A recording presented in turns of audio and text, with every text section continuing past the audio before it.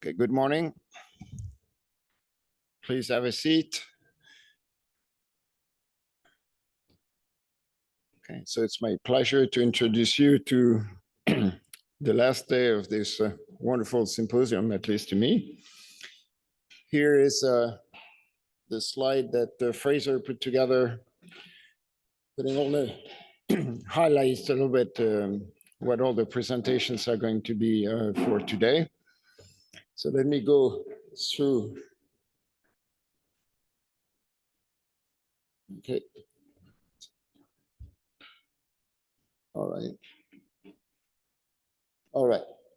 So first, we're going to start, as usual, with plenary sessions, and we're going to hear from Audrey Husson. Unfortunately, Pierre is not able to join us today, but on about user applications and societal benefits. Then we will break again into three splinter sessions, one on digital twins, one on perspective on operational services, and another one on ocean health and resilience. Then you can mingle again. Do not forget what I mentioned the first day. Did you meet 5 new people that you have never met every day? So it's still your occasion to catch up during the poster session. We're on the coastal resilience, on extreme events, digital twins, ocean health and resilience, on the operational services, and coastal activities, and fisheries operations. So plenty to see at lunchtime and during the breaks. And then, so during lunchtime, you have the opportunity to meet with experts from Copernicus Marine, if you're interested in their products. And then the OceanPredict task team on the coupled prediction will also meet, and that's open to anybody who is interested to join.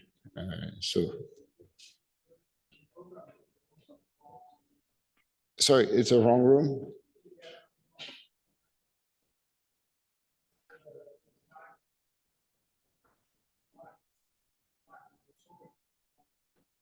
Okay, so so which one is correct?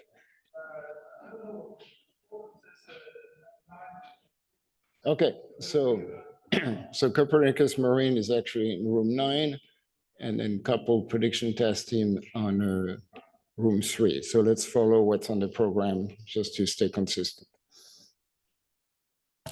I can confirm. Okay. Sorry for the slide is not correct and the agenda is correct. Thank you.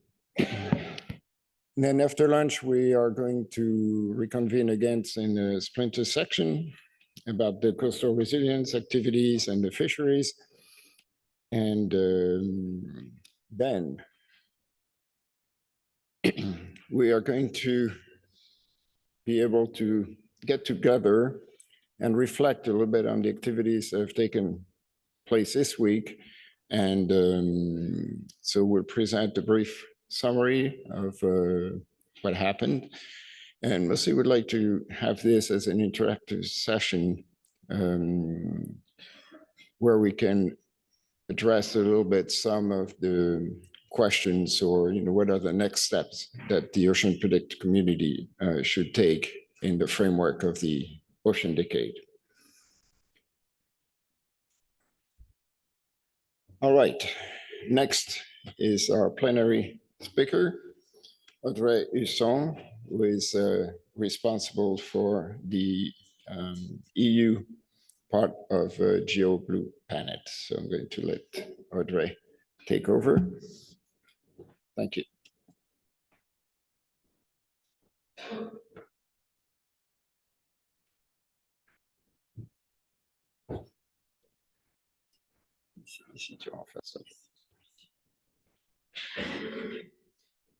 All right. Good morning, everyone. I will be presenting today the work we do at Mercator Océan. You know Mercator Océan for Copernicus for modeling, but we also do some governance work, from some data to policy, some, here we go, some science diplomacy. So the title of my talk today is Data to Policy, the Ocean Observation Value Circle Chain. You pick your favorite one.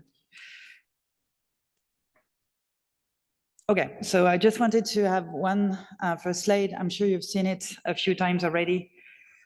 This week, the value chain. So we start with ocean observation. It's the first essential link. And then we go into the data, the model, visualization, knowledge. And this is where it's the part that is that interests me most, I would say, is how do we transform this observation data model into visualization knowledge that will then inform decision, actions, and results. So this is what we're doing. Of course, this continuum is critical to understand and adapt to climate change, to safeguard the marine ecosystem, the blue economy, and coastal resilience.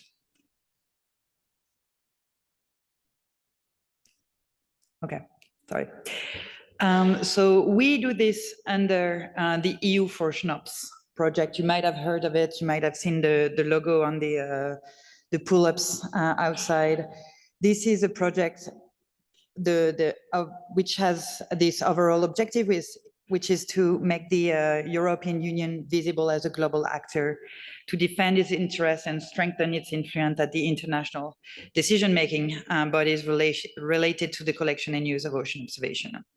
So we are already into the second leg of our project, and we build on its original mission to catalyze essential partnership between European and, like you are in the room, international infrastructure and programs across the ocean observing value chain again. So we have three different EU coordinating offices. Okay. The first one you also probably heard of is the G7 Future in Ocean Initiative. This initiative aims to increase the deployment of ocean observing infrastructure and to improve the access to global data to support EU requirements. The second one, and this one, sorry, is carried by Maria Hood. The second one carried by Stephanie Cuven. You know her very well because she's one of the brains behind this, this fantastic event. She drives the UN Decade of Ocean Science for Sustainable Development, European coordination to provide this European to international engagement coordination. And the last one is the one that I lead, is the GeoBlue Planet, the group on Earth observation, ocean and coastal arm. And we aim to develop and promote the European marine and maritime applications from ocean observing data, but I'll go into more details now.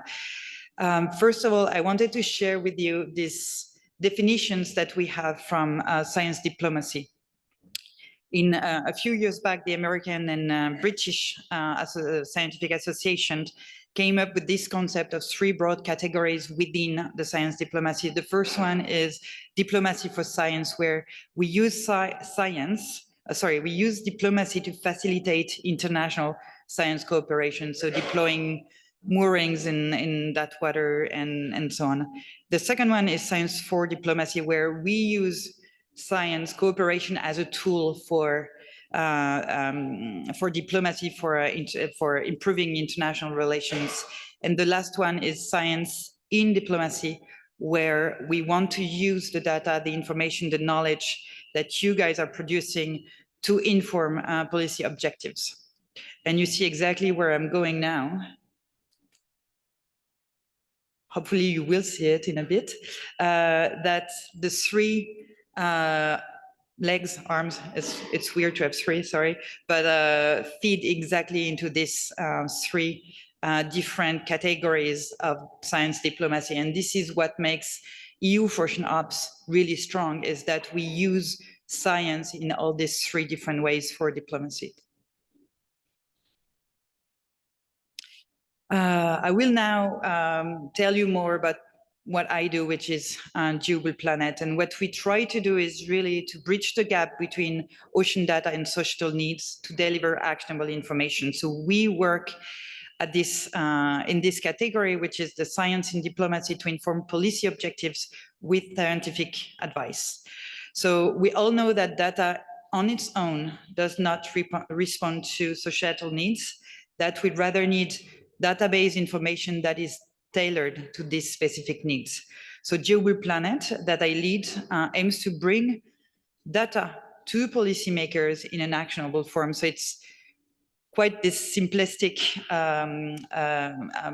image that you have here, where you have all this ocean data, ocean information that is just thrown in the face of decision makers. But of course, this is not this straightforward. So we work along three axes. The first one is stakeholder engagement, because we absolutely need to know what the information needs are from our end users or end user representative. The second leg of our activity is cooperation in co-design, because we need to build the tools together collectively at the international scale that can meet this information needs that was expressed just before. And the last one, but equally important and almost, I would say, more important, is to strengthen and transfer the capabilities, because we don't want to keep the capacities in one place. We want to make sure that the groups of people who need this data have access directly to scientists, to technical experts that can answer their questions where they live.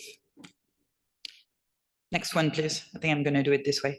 So Global Planet, we are a diverse and as much as possible inclusive group. We have started in 2015 with this US office that was implemented by NOAA in the US. We moved on in 2020 with the office that I lead at Mercator, the European office, and in 2022 we opened an office in Asia at the Korean Maritime Institute in Busan. We have a steering committee with 3 co-chairs from Africa, Central America, and Europe, and we have members, over 100 members from every continent.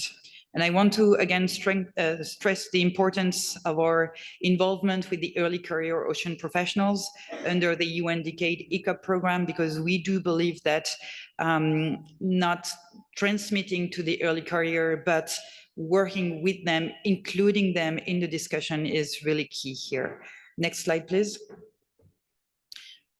Of course, we can't do everything. We need to pick and choose, where we will showcase the use of ocean observation and ocean prediction to address specific needs. So we come from the picture on the left that shows you everything we could be doing. So we're looking at coastal, we're looking at the ocean, we're looking at different timescales with climatic hazards, so very different timescales. And we feed into 8 thematic working groups that are all supporting the UN Decade, of course. And we select these teams based on the needs that are originally communicated by our members. And we really make sure that we highlight under these themes the ocean observation and prediction for society. Next slide, please. So what we actually do is that with our members, and there are over 100 members that are contributing to our activities, this is some sort of a catalog of things we do. So we do workshops, we do white papers, we build expert networks, we put together indicators for decision making, we do information hubs, training, information exchange. We do all this kind of variety. But I think the strength really of Global Planet and our working groups is that within our working groups, we don't only have technical experts because they won't have the idea of what is actually needed on the ground. So we have technical experts from academia, from NGOs, from the private sector, from you name it, but we also have end user representative. We don't have final users. We leverage national, regional, and intergovernmental bodies to be able to, as much as possible, understand the needs. So within our working groups, we always have both the technical experts and the end user representative, be it from national government, from the African Commission, Union Commission, from the FAO, from UNEP, from UNDP, and so on. Next slide, please.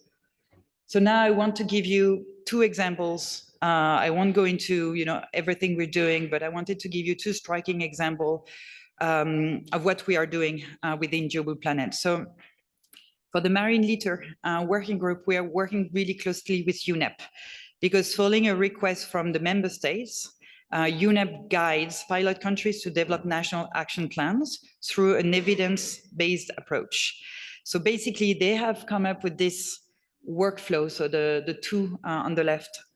Let's go through it. So basically, at first, it's the inventories. You need to know what is the challenge, what already exists out there. So they make this inventory of existing policies addressing marine litter at a global stage, at the global scale, sorry. But they also want to know what is the actual national pollution that this specific pilot country will need to address. Because if you take a big country like France, for instance, from the ocean perspective, there isn't a lot of pollution that is coming from the ocean. But if you change perspective and you take Cabo Verde or any other low-lying island country, then all of a sudden the ocean becomes the source of the pollution. The second step is the policy design. So for this, they are relying on the inventories, of course, but University of California toolbox for policy design. This is completely out of my scope, so I won't go into the details, but they also work at creating national and global indicators to work on this policy design. And lastly, of course, once you have your policy, you need to implement the policy. This is the role and the sovereignty of the national countries, of course, so UNEP is not involved in this, but once it's implemented, you need to assess the effectiveness and the adjustment. Next slide, please. So we have, within GeoBlue Planet, supported the creation of IMDOS, which is the Integrated Marine Debris Observing System. We aim to provide coordination and guidance to lead the marine debris community to establish a sustained global observing system and to facilitate the open access to data. So basically, where do we fit in that workflow? We aim to provide the national pollution sources. We aim to support the national and global indicators development, and we aim to support the access to data to measure the effectiveness of the policies. So this is what we do with IMDOS. Next slide, please. And for and from the modeling community, I wanted to give you a more, I would say, plain, message for you, your community, is that models in here are really important to develop what-if scenario. So what if we cut the emission of that country? What happens to that country, this other country, and so on? We have a focused modeling task team within IMDOS. So we are in the phase of transitioning from our beta version with an interim steering committee to task teams with a permanent steering committee and so on. So we have a task team on modeling. So if you're interested, please come to me. We push for the development, especially to the coast, using hydrodynamical models, but also statistics and so on. We push this community to give us some observation requirements. What type of observation do you guys need to make your model more efficient? And lastly, the observing system design, because we also need your help from the modeling community to tell us, like, if you can only measure, like 100 points in the ocean, where should we do this measurement points? Next slide, please. The second example that I wanted to give you here is sargassum. So sargassum, I won't go into the details, but as you know, there are large mats of algae that are drifting and growing in the Atlantic tropical ocean.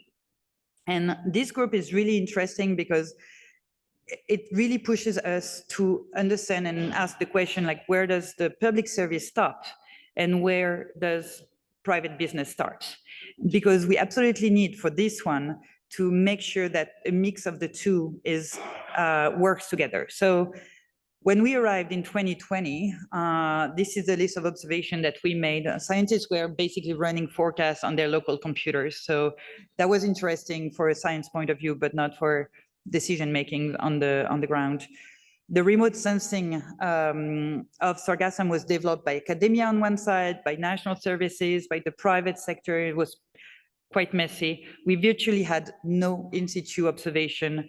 And then the member states, because of all these 3 points, were completely blindfolded for adaptation and mitigation. So they came to IOC Caribbean and this member state saying, like, so what do we, if we do something, what do we do? What is the most efficient? So we started this working group, and now we're starting with to have operationalization of forecast. We have the remote sensing communities coming together. We've had a successful Copernicus service evolution from CLS, and we're hoping to transfer this into the permanent catalog of Copernicus. The private sector has reached a balance from public and private funding together to be able to deliver this data. We have a cooperation of scientists to provide guidelines for in situ monitoring. And now the member states have basically told us what their needs are in terms of monitoring and forecasting. So from there, we're moving, and next slide, please. Sorry. For and from the modeling community first. So of course, models are essential for decision-making with lead time at the day, you know, when you need to clean a beach, but the seasonal to be ready for a season of sargassum, and interannual if you need to adapt at a longer time scale. We have this modeling task team within the sargassum working group that is focusing especially on development, again, near the coast. They have express observation requirements, which is really centered around the question of the mass. How do we get from the remote sensing that give us a surface to mass that then they can put in the model for growth and so on. And the use of cameras, that is local capacity development to provide information on stranding, on wind, on currents and so on, that is really precious for the modelers. Next slide, please. So from where we are, where we're going, we have this sargassum information hub. It's been cited by CNN, so we're getting a lot of traffic there. We gather all the information on monitoring and forecasting in the tropical ocean of the sargassum, not everything. And with the support of the European Union External Action and Interreg, we will expand the sargassum information hub to cover the entire value chain of sargassum, not the observation, but the value chain of, so going into mitigation and the use of sargassum and so on. We aim to increase in situ observation. We'll create a pilot decision-making tool because countries will have to fish from the ocean their sargassum in their EEZ. And lastly, we will have a forum in summer of 2025 covering the entire value chain of sargassum. And the first bit of that value chain is, of course, observation and prediction. Next slide, please. I wanted to give you just one last example of actions that we do within GeoBluePlanet. This is outside of a working group, but we also engage more generally to get a better feeling of what is needed. So we did this engagement forum in Africa. We have led the organization of the Ocean Observation and Prediction for Coastal Sustainability in Africa. It was held in March in Nairobi. We had 4 days of plenary session, and this is very in the DNA of GeoBluePlanet, where we try to create this communication between the users, the decision makers, and the scientists within the first couple of days. And then we had 2 more days of workshops where groups of 8 to 10 people were discussing specific topics and trying to figure out, okay, how do we collectively manage to create a decision, like an optimal decision making tool for these different topics. Next slide, please. And I'm really happy to say that this work have fed the proposal for this DG INTPA European funding project called Opera that Enrique is leading. And I think, next slide, please. And I think that was my last slide. I just wanted to give you an overview of the different things we were doing. Thank you very much. I'm happy to take any questions. Please contact me through email or any social media you fancy. And I'll be happy to have you join our working groups or just discuss. Thank you.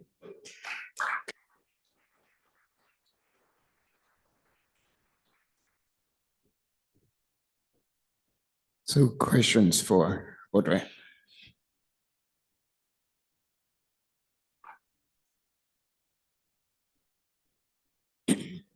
Maybe one general question, a little bit on how is Blue Planet funded? How does it fit within the big picture of the United Nations? Or if you can maybe expand a little bit on the funding situation. Yeah. So there are two things. One is the funding of the Secretariat. So basically the work I do and what the US and the Asian office do, and the funding of the activities. So I'll start with the first. We are not funded by any UN agency. We have funding. So the US office is funded by NOAA. The European office that I lead is funded by the European Commission through the EU Fusion Ops project that is an Horizon funded project. And in Korea, it's funded by the Korean Maritime Institute. And then for the activities itself, the members are working on voluntary based. So they are coming in and like, we make sure that they see a win-win situation where they don't work for us, we work together. I see myself more that supporting the scientists in extending their work rather than them working for me. And then from there, we manage to create consortium where they will apply for funding, or funding will come from the World Bank, from the World Economic Forum. There's a little bit of funding coming, as you know, from UNEP or UNDP, and we kind of like make this patchwork. It takes sometimes, like you need activities, basically a working group to become mature to attract funding.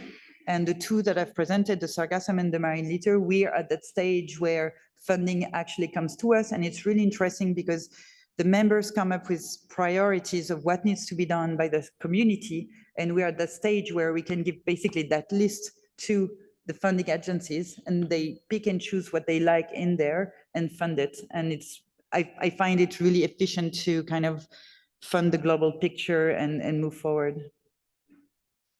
So how do you ensure that what you do is that you're the unique point of contact, let's say for marine litter or sargassum?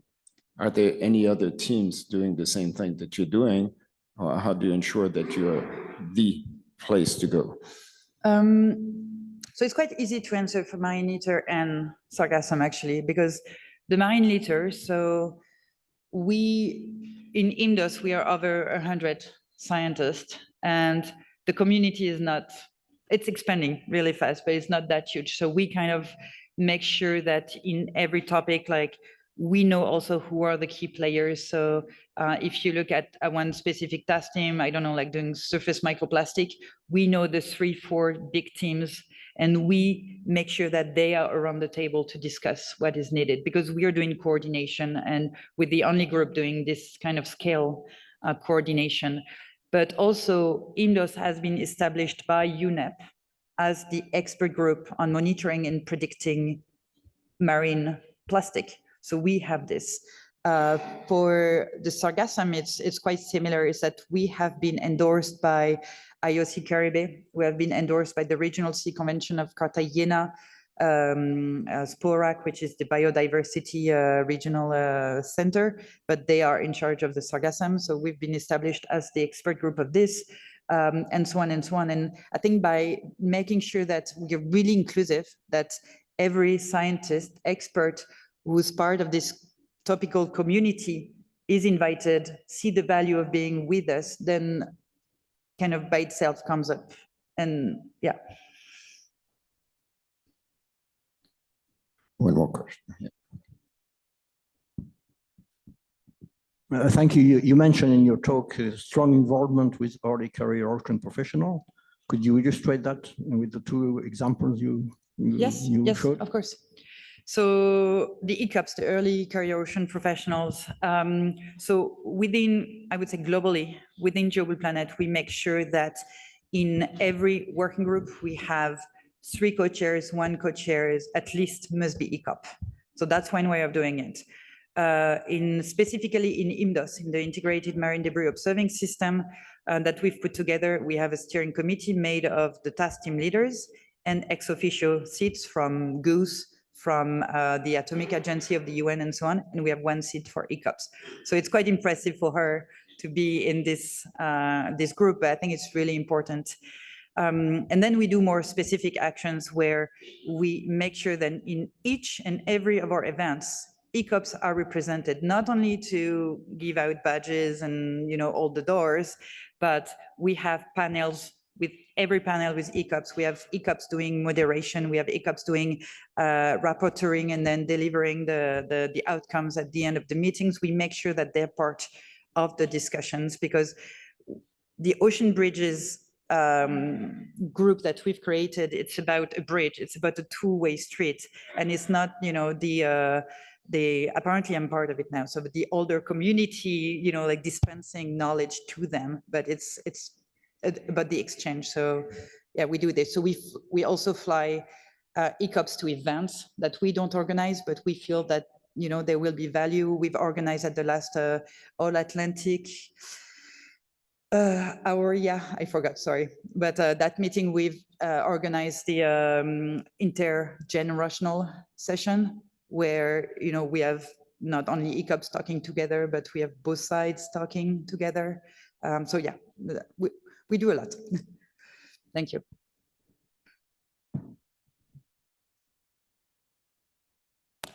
I can use this, okay. Yeah.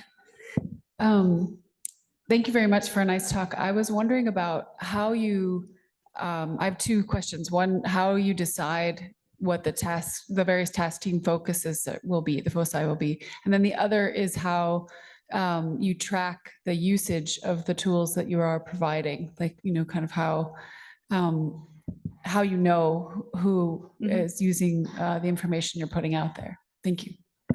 So for the first question about the choice, basically how it worked and has been working is that we have IOC Caribbean or we have UNEP approaching us saying there's this big challenge. And of course, like as an oceanographer, I kind of have a clear idea of the different challenges that exist.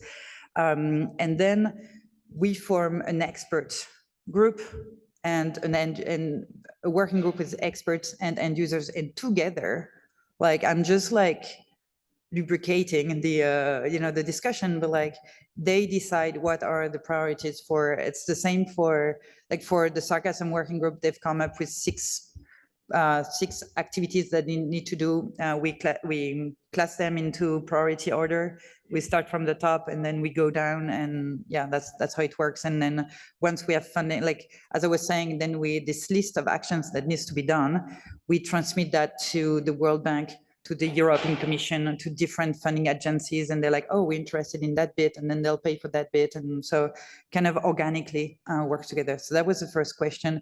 The second question, I forgot, sorry. How do you track the track impact? Wow, that's a very difficult question. We have metrics like how many people go on the Sargassum Information Hub, how is that increasing, you know, what countries and so on. But doing an actual thorough impact study is,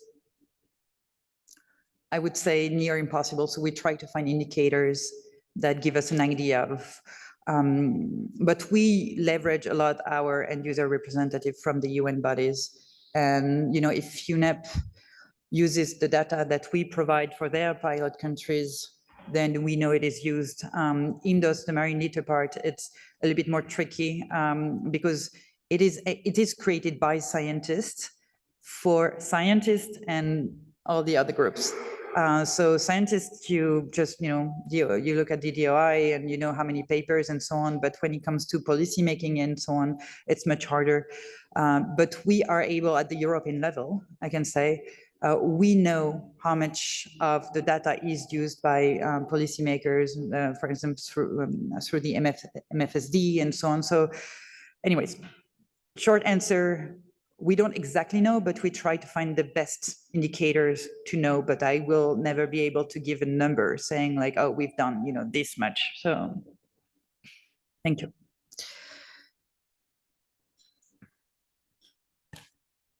Hi, Audrey. Thank you. That was enjoyable.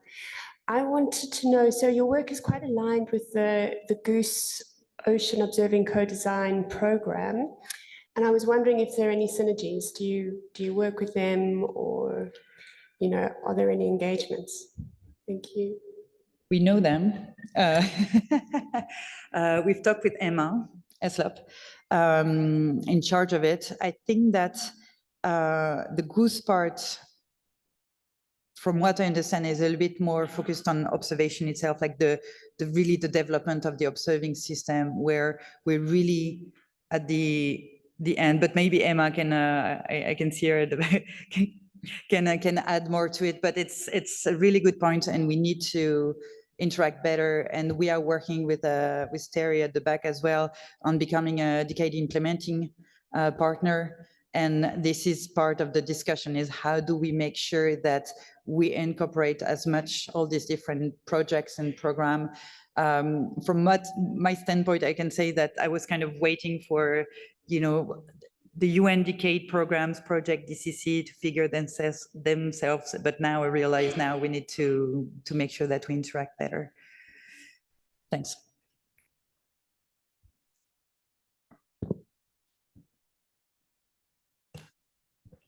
Maybe on this topic, I mean, this is really, the symposium is really an opportunity also to reinforce the link between the OceanPredict community and Blue Planet on the question on identifying task and activity. I mean, it could be very useful that in the discussion following the symposium, if there is a need to identify a specific task team within Blue Planet to address an application area, that's really something that that could be discussed. And as you mentioned, Audrey, the fact that the discussion on having Planet as an implementation partner for the Decade is really a means to organize this interaction. So we have to make sure to play with this activity under the GEO and GeoBlue Planet to organize the link between what is developed in OceanPredict and what is developed more on the user side. And our opportunities to develop new activities, if the community is willing to set a specific task team, we have to as you mentioned, to agree on it and make. And then we have to check that we can organize this. But yeah, absolutely. I think that's from the first panel on Monday is for the next, you know, like few years. I think we're of course keeping our operations, but it's making sure that, because we are the group on Earth observation, we are traditionally looking at remote sensing. And now, like, we understand and have been worked on for 15 years on ocean sciences. I know the strength of, you know, ocean prediction and remote sensing and in situ. And the idea is really to build on the strength of the three. So that's one part, which means that now we need to incorporate more than ever the ocean prediction part. And the other, in the next 5 years, making sure that we leverage as much as possible the last 5 years of the decade. So at the end of the decade, we'll still be there. So we need to make sure that, you know, we'll carry the work that has been done during the decade.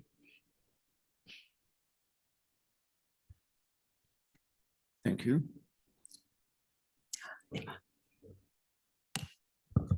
Hi, So this is Emma Heslop here. So I think that's a great idea that, and thank you, Jennifer, for raising that. I was listening to the presentation and thinking very similar, that I think it's a very good moment to re-engage.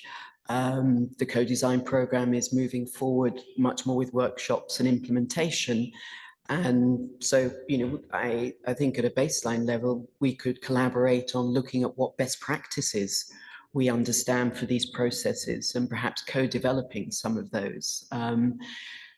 Co-design within the Ocean Decade is taken as, you know, one of those baselines that we have to get better at. And for me, the co-design program is aimed to work on some practical areas, but also look at what the best practices are. What do we understand that we might need in the infrastructure of the value chain to better support these processes in the future? So I guess we could take it up at coffee or whatever. Oh, yeah. Which would be really good. So thanks for that. And I just want to add, because I don't know how to say it in English, but rendre à César ce qui appartient à César, is that for the workshop in Nairobi that I think was really successful, I worked really hard on this co-design process, and I did use your material to incorporate with other material, but we did use what you did to, you know, create this workshop that I think was very successful. So thank you. But yes, coffee, please.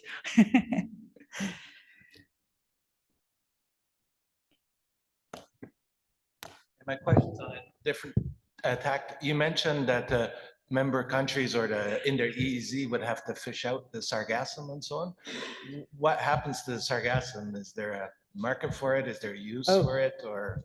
Yeah. So basically what the European Commission is trying to do is to create this market, because for the last, what it started in 2011, but, you know, it took let's say for the last 10 years, startups have tried to get sargassum and like to transform it and so on. So you can do a lot of things. You can do like gas for your car. You can do fertilizers. You can do construction bricks. You can do like vegan leather, paper. Well, you can do a lot with this thing, even like cosmetics things. But all the like this web of startups is really struggling to become sustainable. So we had a really good ministerial conference in October, and the first point was like, we need to understand how to give a price to a ton of sargassum. There isn't a market, like in the sense like there isn't a fixed price or evolving, but like a price for sargassum. And we need to understand how each country, what is their strength. One of the issue in the small Caribbean islands is that they don't have room. So when they need to dry and to transform, it's complicated for them. So one country will have like an industrial background that will be easier for creating like construction material, because that's something that is lacking in these islands. When you look at Mexico, they have more room, they have refineries. They may use it to do petrol or gas, like fuel from it, and so on. So it's about understanding what's up with that, and create that industrial web that will support and the use of sargassum.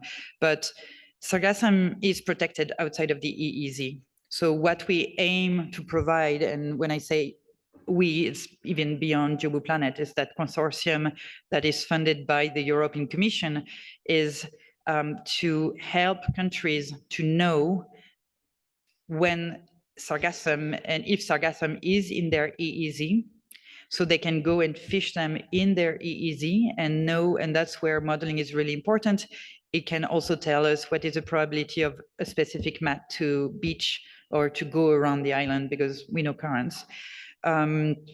So we will provide this tool to, you know, tell countries like, oh, there is sargassum, there will be sargassum there, and then there's this probability to land on your beach or not, because once it's beached, it's much harder to use, because it's mixed with sand, it's mixed with a lot of things. So the objective is really to fish in the EEZ the sargassum mats that have higher risk to land on their coast. So this is where we basically come in, and giving this can also help.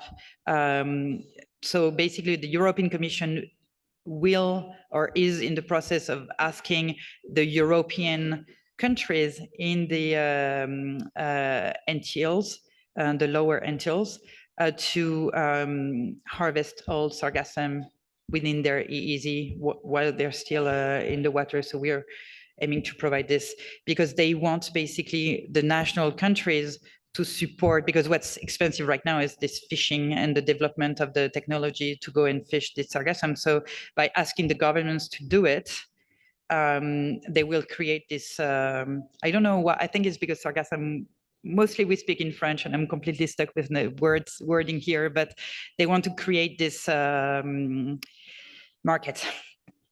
So yeah, anyway, so this is how they will start to support this market. Yes. Yes, thanks for the presentation. I have a question regarding your role for the modeling of marine pollution. So I was wondering if you're trying to be a central point of reference of the state of the art of also the modeling of marine pollution, because there are multiple institutes that are making progress there. And then if so, will you also try and direct the funding so that the progress is the most effective? Thank you. So we talked a lot about this yesterday on the boat with Eric, and IMDOS is still in the process of being created. So it will be, we have the first task team meetings in January. It will be their role to decide what are the priorities for this modeling community. And then, of course, we aim as much as possible to channel funding to address these priorities that the experts are saying. So in short, yes, definitely. And we can't really, you know, like, we are GeoBlue we are not a modeling authority. So we want this group to be self-standing, and we want to have maximum people around the table so they can debate. For the sargassum, for instance, it's a little bit more mature, and they, you know, decide on like intercomparison exercises and on, you know, like what type of parameterization they are using and so on. And just like marine litter, you know, you have the advection only models, you have the one that are interacting with the biodiversity and so on. So it's different models, different time scales, different area scales as well. So we try to have everyone around the table because you guys speak the same language that I don't. And it's important that you guys talk together. Okay. Well, thank you, Audrey. Thank you, everybody, for your questions and participation. So we're now to break a little bit early, but you have more time to look at the posters, interact, and then go to the splinter section. Thank you.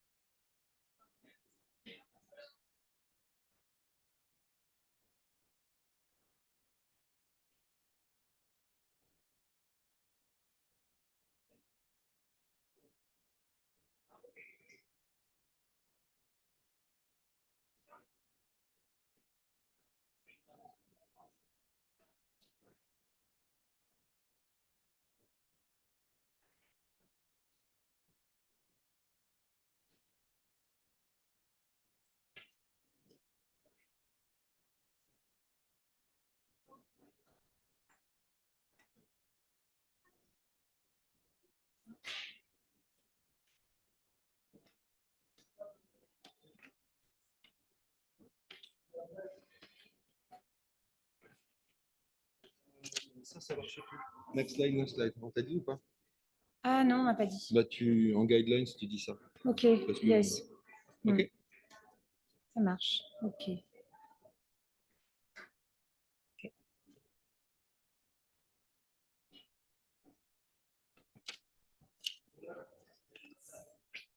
C'est ça. Je sais pas si tout le monde est arrivé là, par contre.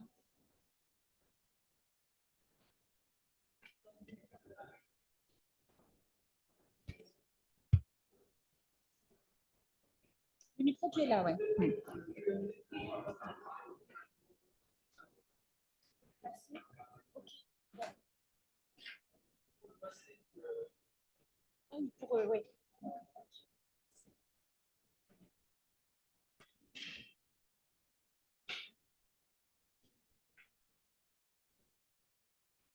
Okay, maybe we can start. Good morning, everyone. I'm pleased to welcome you to the Ocean Health and Resilience session.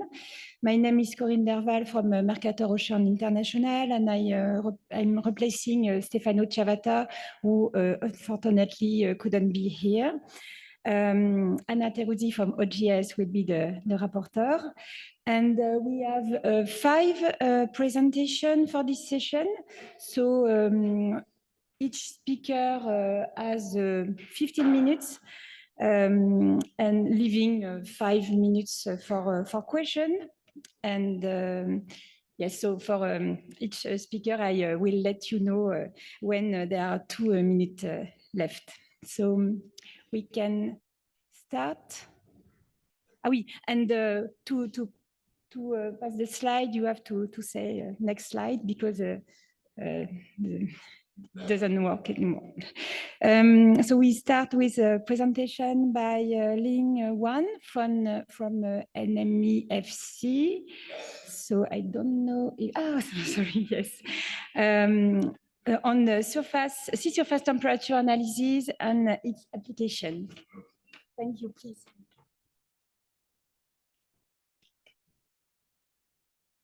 Thank you, Chair. Good morning, everyone. I'm Ling Wang from National Marine Environment Focus Center.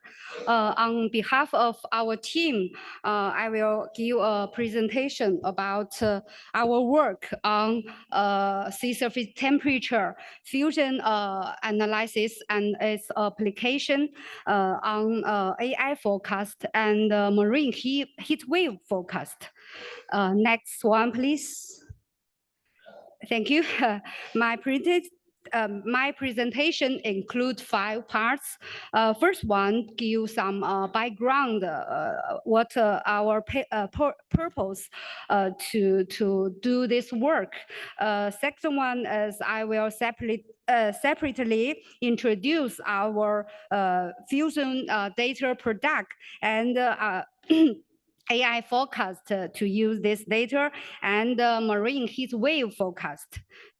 Last one is our future plan. Next one, please. Next slide, please. Thank you. Okay, as we know, we use the analysis data sets in the whole simulation process. Include we simulate some data into our model. Second one, we use this data to validate our results. And the last one, we use the huge data to training for our AI forecast. Next one, next slide, please. So we usually use many variable analyzed data like sea surface temperature. We have more than 10 data sets. We can use this one. But we don't know which one is better and which one is suitable for our model, our system, our operational system. So we usually to compare them and to validate which one is better for our system. So we also have developed ourselves. We call it NIMFC. So there's the detailed one I will introduce later. So next slide, please. So in our center, we use the SST analyzed data. First one to improve our numerical forecast with the AI modified the results of the numerical forecast. And the second one, we use this data drift to provide the AI forecast, like some units, some islands, some beach, and some ports like this. Next slide, please. So as we know, marine heat wave have the devastating impacts on environmental, marine environment, marine ecology, and marine fisheries, and so on. In this year, WMO report last year marine heat wave, the global ocean about 1/3 covered by damaged by the marine heat wave. Sorry. And like in China in 2018, marine heat wave events in Bohai Sea caused the deaths of the large number of sea cucumbers, with the direct economic loss of about 6.87 billion RMB. Next slide, please. So the next part, I will introduce the sea surface temperature fusion analysis in our center. Next, please. In our products, we use the in-situ data include the drifter, T-mooring data, sea mooring data, and ships. And this one's just download from the GTS. And we also add some station in-situ data from in the China seas, along the China coast. And we also use some buoys in China seas. And the satellites here, we use the AVHR, AMSR, and H1 series and H2 series, like this. Next slide, please. So for the version 1 products, we use the optimal interpolation with the EOF weight calculate and the EOF deviation calculate, like this. And we use the correlation scales about 200 kilometers and 150 kilometers. Next slide, please. So we designed the 5 environment experiments. So with the different in-situ data and different satellite data. So next, please. And we can see if we use the only HY1 and HY2 series, satellite data is not a good result. But if we use all of them, the last one is better. And especially in the China seas, we use the stations and the buoys of China as improved these results. Next slide, please. So we compared this surface temp data set with the Argo data. We can see our performance is comparable with the other data sets, but we also have some problem. It's not very, the errors is larger than the best one, OCTA data from Met Office. So next slide, please. And we can see the detailed IMS errors about 0.3861 as in the middle of the whole data sets. So next slide, please. And if we compare the to the mean of all 9 data set names GMPE. We can see the 6 the low middle level about the RMS is 0.304. So next slide, please. Okay, so we just upgrade our method and the resolution. So version 1, we use the 1/4 degree, and the accuracy is below the middle.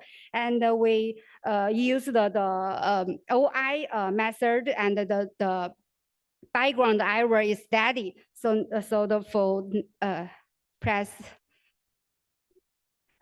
For the next version 2, we update our resolution to 1/10 degree, and we use the variational method, and the error covariance of background is changed in the space, and we also use the time variance for correct the method. Next, please. So here is the observation error we adjust.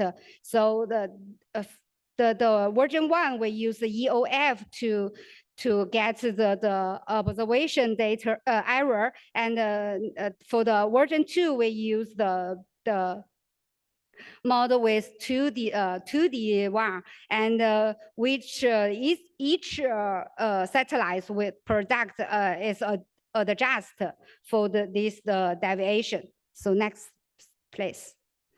So for the background errors, we the adjustment first we relax the background error to climatology, and the second one we use the innovation diagnosis method, and the second one we use the solar altitude angle calculation to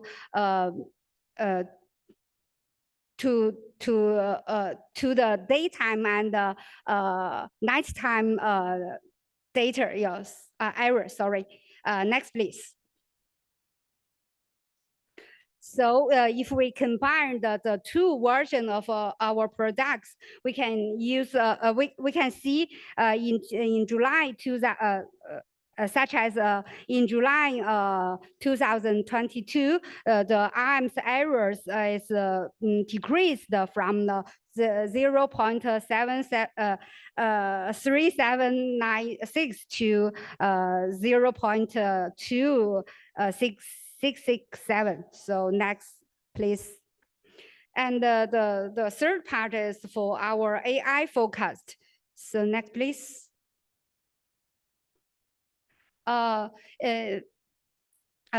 Here we use the method with convolution LSTM network. This method we use to first to modify our ocean modeling results. Second one to use to data driven to provide AI forecast. So next, please. Here, this one is the result, the validation results. We can see for the 24-hour forecast, RMS error is less than 0.2 degree. So the whole forecaster RMS is also improved after the AI modify. So next one. So we also applying this AI forecast along our the China Sea coast, like to provide the grid AI forecast, unit AI forecast, island, and also some best beach and so on. We can see the RMS error is less than 0.2. So next slide, please. So next application is about marine heat waves. Next, please. As we know, the marine heat waves is defined as a discrete prolonged anomaly warm water events. So we just we can see the marine heat wave have many characteristics like frequency, like duality, total days, mixed identities like this. Next, please. So we select the 6 reanalyze the data to combine which one is better for our forecast. So here we use the OCTA data REP to as the calculate system surface temperature climatology and analyze data for the marine heat wave assessment. So next slide, please. So this is the chart of how to do marine heat waves. We use the marine heat wave analyze data to obtain based on this previous days, and to operate obtain the marine heat wave assessment data, and then to provide the accessible products. So next slide, please. So now we provide the marine heat wave products for the covered China coast seas and adjacent offshore waters. We separated to 18 areas and to provide 7 days forecast. And each week we'll update these results, and we provide the intensity of a marine heat wave and the categories of the marine heat waves, and we provide the moderate, strong, serious, and extreme, these 4 categories. So next, please. So when we validate with the intensity, we just check the mean error, mean absolute error, and next, please. IMS error and special consistent error. Next, please. And for the categories we just designed a skill score to validate the categories forecast results.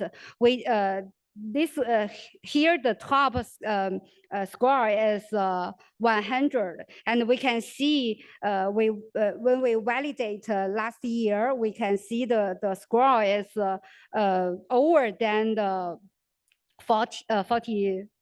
85, sorry.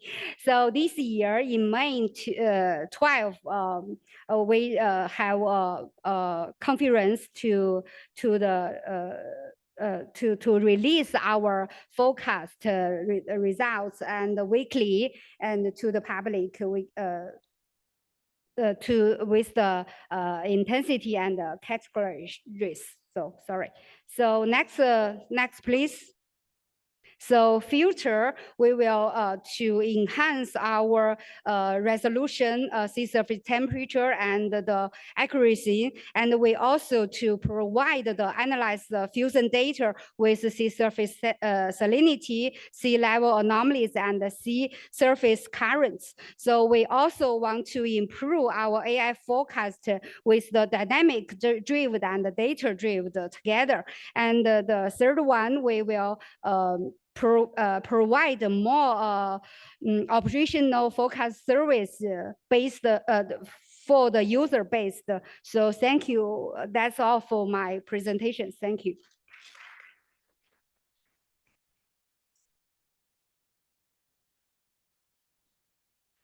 Kim, not sure. No, thank you very much. Question?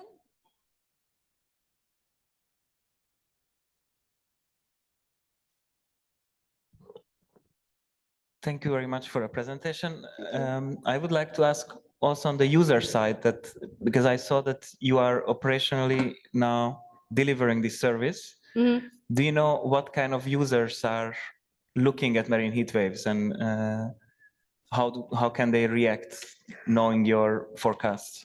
We want to provide the service to the fishermen. So first, we can give some pre-warning for them to mitigate their loss. Yes, that's yes, and we also pay more attention to the ecological yes to some crown coral reef. I'm not sure. Sorry, like this. Yes, to mitigate. Yes, sorry.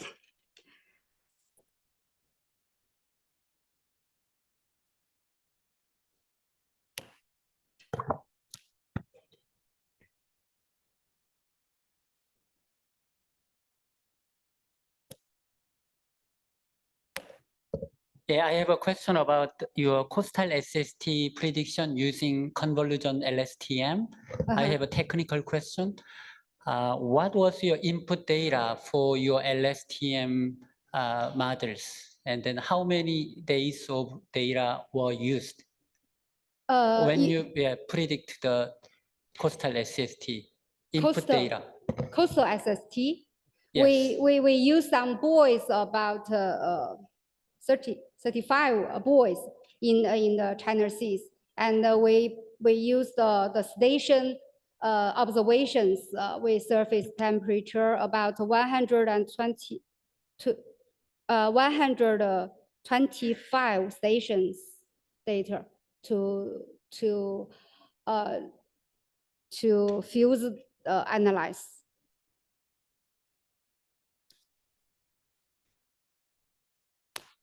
Other question? Okay. Thank you very much, Shane. Thank you.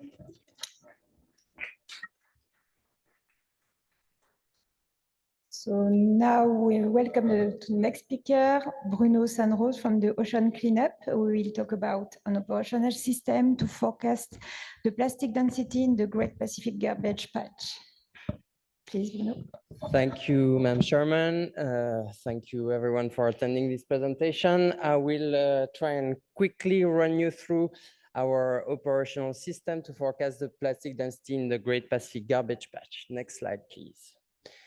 So first of all, I'll be giving a little bit of context and I'll present this operational system, show a bit of validation and talk about our ongoing and future developments. Next slide, please. So the Ocean Cleanup, we are a Dutch foundation, for those who don't know about us, that is developing solutions to rid the oceans of plastic. So as you know, the plastic actually gets its sources from different anthropological reasons. And one of the main vectors of plastic entering the ocean are the rivers. Then it starts being in the marine environment, stays for a little while in the coastal area, and then makes its way offshore. And for that, to intercept the plastic before it reaches the ocean, we've been developing the interceptor solutions, where we are collecting plastic in rivers, and we are also tackling the legacy plastic that we find in the ocean gyres in the garbage patches, with an example of what we are doing with system 03. Next slide, please.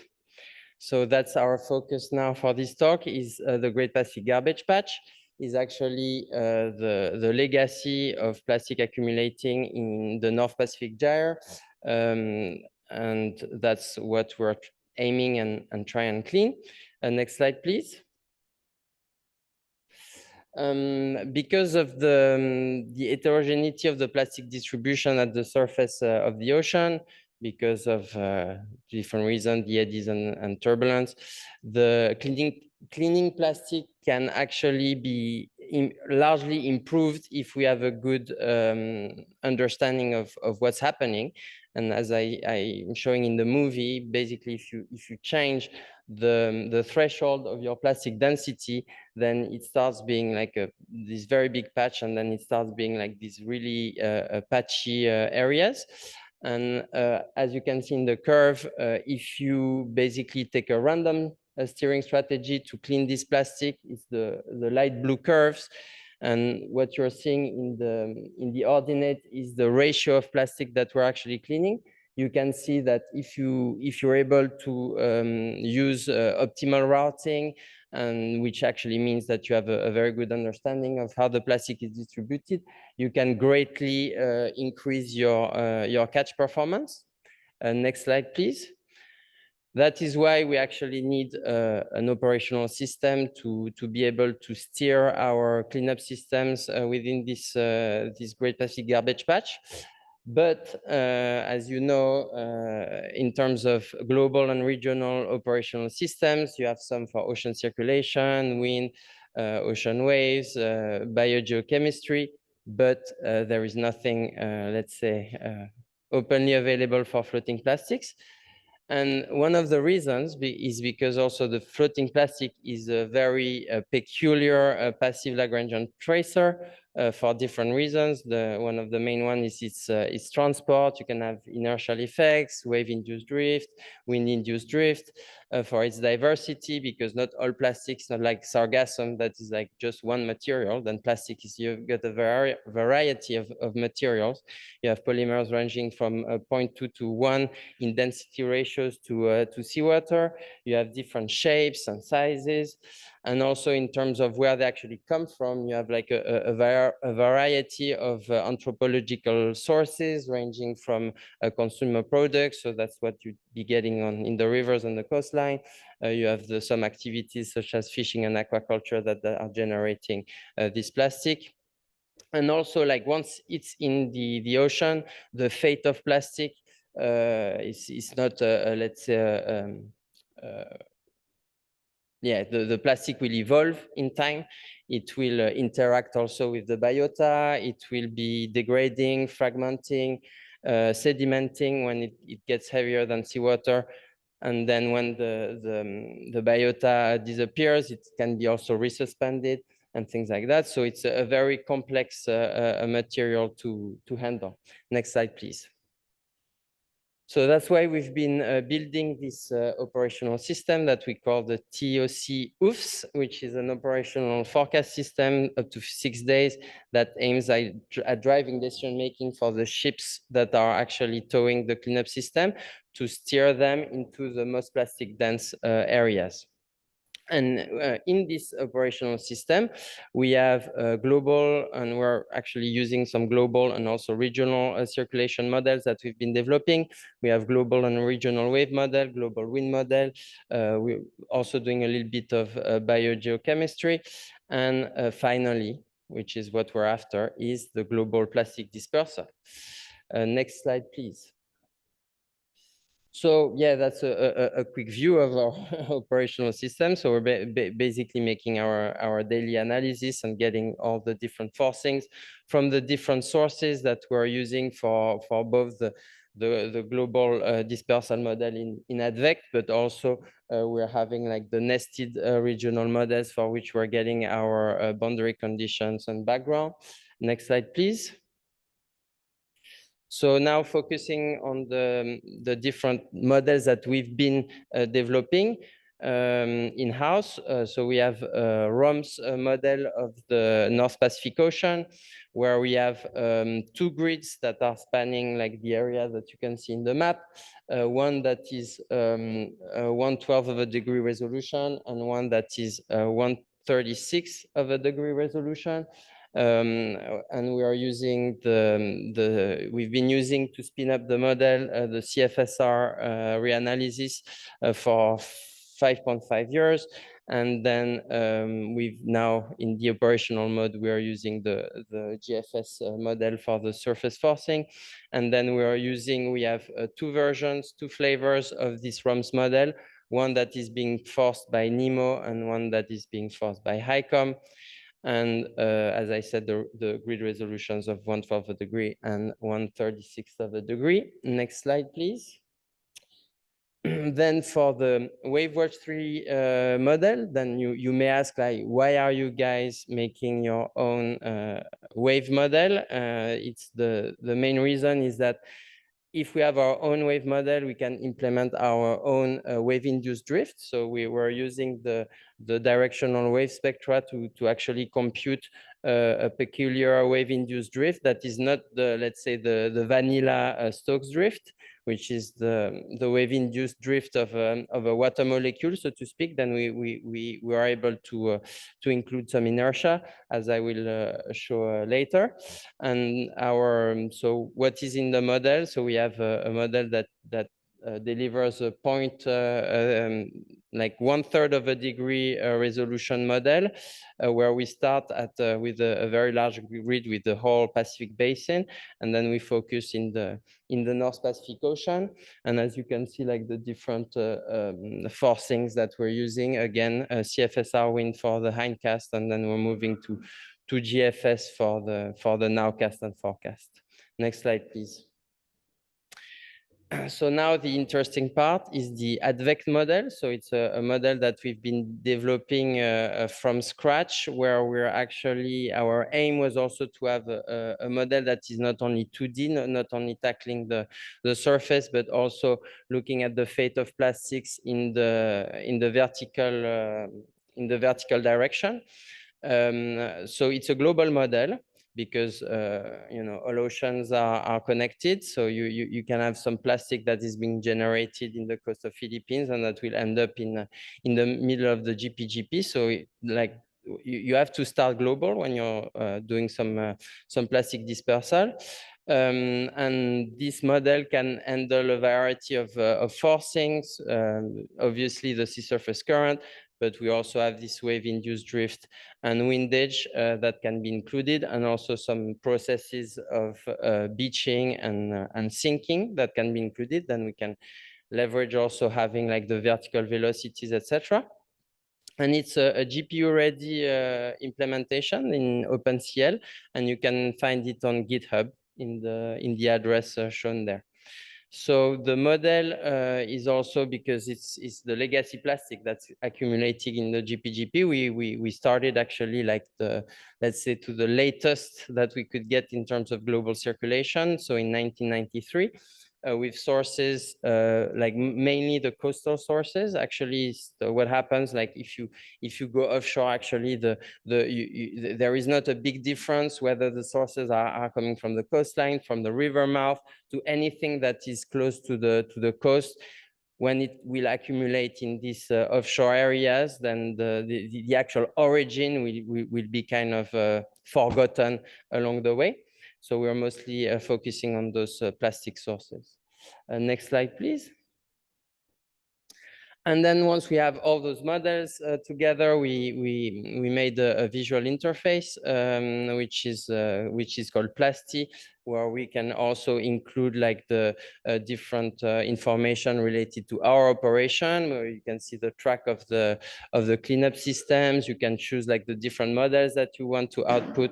You can make also the sort of some forecasts on what steering strategy you'd be employing to optimize your plastic catch.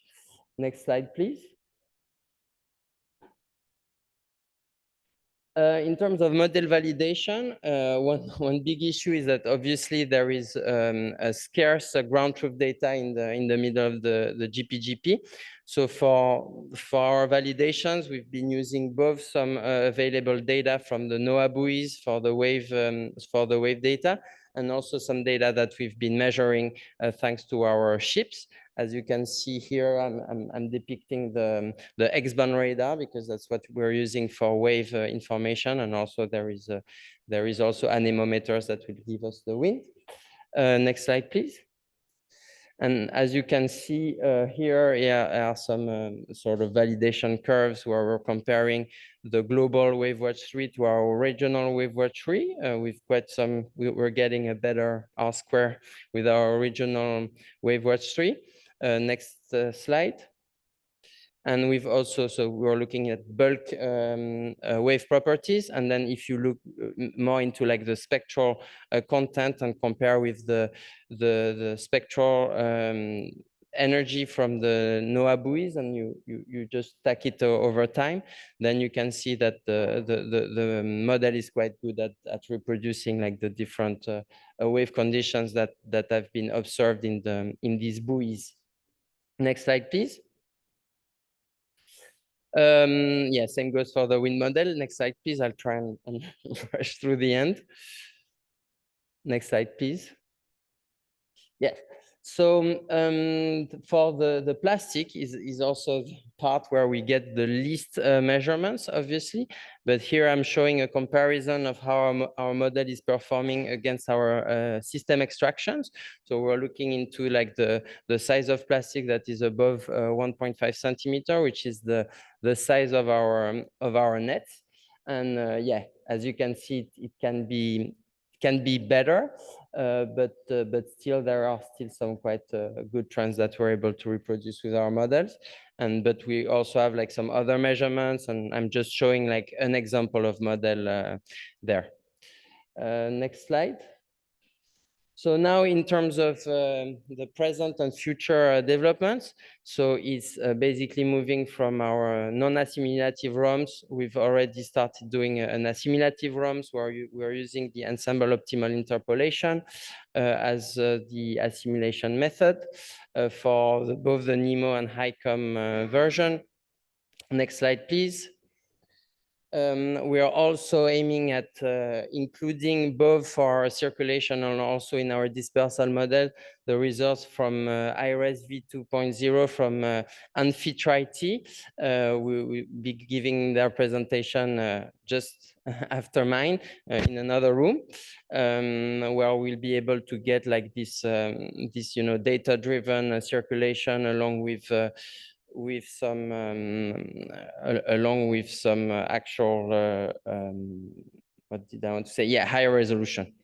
Next slide, please. And then in terms of how we're actually calibrating, so up till now we're calibrating our dispersal models really like with sort of a linear approach, and we want to actually leverage some work that we've been doing back in 2021, where we developed this assimilative model for plastic density, and we would want to include that also in to improve our plastic model. Next slide, please. And then, as I said, here is an example. If you can run the video, just one click. It's just pretty much showing that depending on the size of the plastic, then there will be a bit of difference in terms of wave-induced drift compared to the actual Stokes drift that you get as a legacy value in wave watch 3, for example. So that is based on a work by Calvert et al., where there are some experiments that were evidencing the amplification of the wave-induced drift if you start having these inertial effects. Next slide, please. Then finally, we'll be also adding some diagnostics, so both Eulerian and Lagrangian diagnostics. So the Eulerian would be the objective Eulerian approaches, such as the TRAPS, which is the transient attracting profiles, where we actually try and understand how those attracting profiles are actually acting on the dispersal and also on the drifters, and also making use of finite size Lyapunov exponents to also highlight like the areas of accumulation, not only looking at the plastic densities, but also looking at the dynamics of how the plastic is being accumulated. Then we would also be using like all the drifters that are available in the area to make also some diagnostics, with the aim of actually deploying quite massive amount of drifters in the future. Next slide, please. So I've showed you this operational, and really quick, and this operational system that we're using now in our operation, that we've been using for 3 years, and that we're also improving along the way, as I've shown. there are still some challenges ahead. Is basically having more data in terms of sea surface currents and also plastic densities. So that's also where the years to come will also improve and enhance these plastic densities. We have now like cameras that are being shipped on different ships, and where we'd actually be like have systematic transects of that would give us the plastic density. And also I've shown some of the way forward, so going a high resolution and also include the assimilation both for our circulation and the plastic. And as I said, yeah, what really matters is what we are really missing now is all those measurements to sort of get better at our modeling actually. Thank you. And if you have any questions, I think I ran a little late, but. Thank you very much, Bruno. Any question in the room? Thank you very much for the presentation. I'm a bit surprised that satellite-based plastic density maps have not been mentioned. What is the scientific status of that? I know that we worked on European Space Agency projects to detect floating plastics, and I would imagine for a garbage patch of this size that could work. Yeah, so right now, in terms of the state of the art, let's say that they are mostly looking at very high resolution satellites. So as you can imagine, like if you want to make like systematic use of them, it would be very, very expensive. And then like the ESA, they are actually looking at sub-pixel information, leveraging satellites such as Sentinel and these kind of things, which are like low resolution. So you end up having like 12-meter pixels and things like that. And one of the problems of plastics is that yet it's a polymer, but it's a polymer that is not sticking at the surface so much. That is usually, especially in these garbage patches where it's actually like higher density plastics that end up there that are not blown away by the wind. And there it's still quite tricky to, but I mean, let's see what the future brings, right? Because it's one of the focuses in terms of what can be detected from space for the future. So hopefully, I mean, one would be having like such as sea surface temperature when we'll be having like sea surface plastic, that would be great. Thank you. Other question? Yes, please. Hello, can you hear me? Great talk, Bruno, and so many things you're doing. You're having a great challenge in cleaning up the plastic in the Great Pacific Garbage Patch. Could you give us a little bit more information how all these efforts on modeling better the ocean, essentially modeling better the plastics, can help you steer better your system and increase the efficiency of your actual challenge, which is the cleanup of the garbage patch? So where all these efforts could lead to in the future? Yeah, so basically right now, the optimal routing, these kind of things, I think is already quite well handled.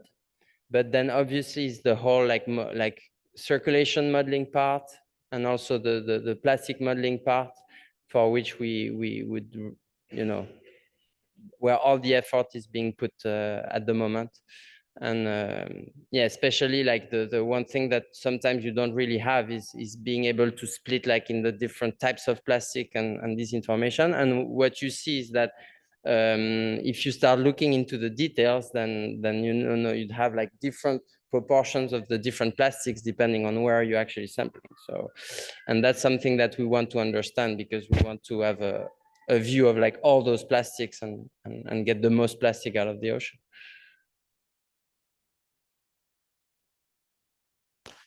I have a quick question for you. You mentioned at the very beginning that most of the plastic and the most efficient cleanup would be in the coastal area. Yes. And you're showing your model, in the middle of the gyre. So I was wondering if you have tested your model on the continental shelf closer to the coast, and what did that bring you as in like how well it worked basically, and if that's something you could be using in terms of routing, cleanup boats and so on? Yeah, so that's something that we've been looking at, and other folks have also been looking at it. And what we also feel is like in the coastal area, like the beaches are natural cleanup systems in a way. So why would we, want to have like an active cleanup in those coastal areas? Why we could have very well organized beach cleanups, which doesn't necessarily require, like say heavy equipment.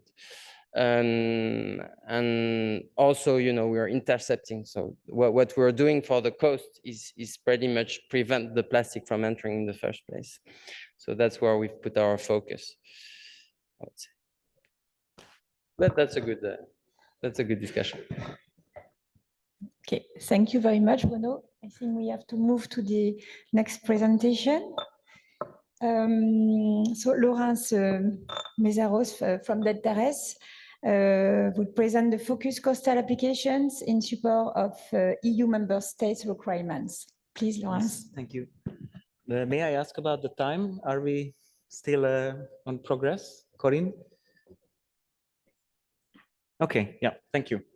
So first of all, I would like to apologize for the number of names on this slide, but it is a collaborative effort that I have the honor to present from a range of European institutes covering practically all regional European seas.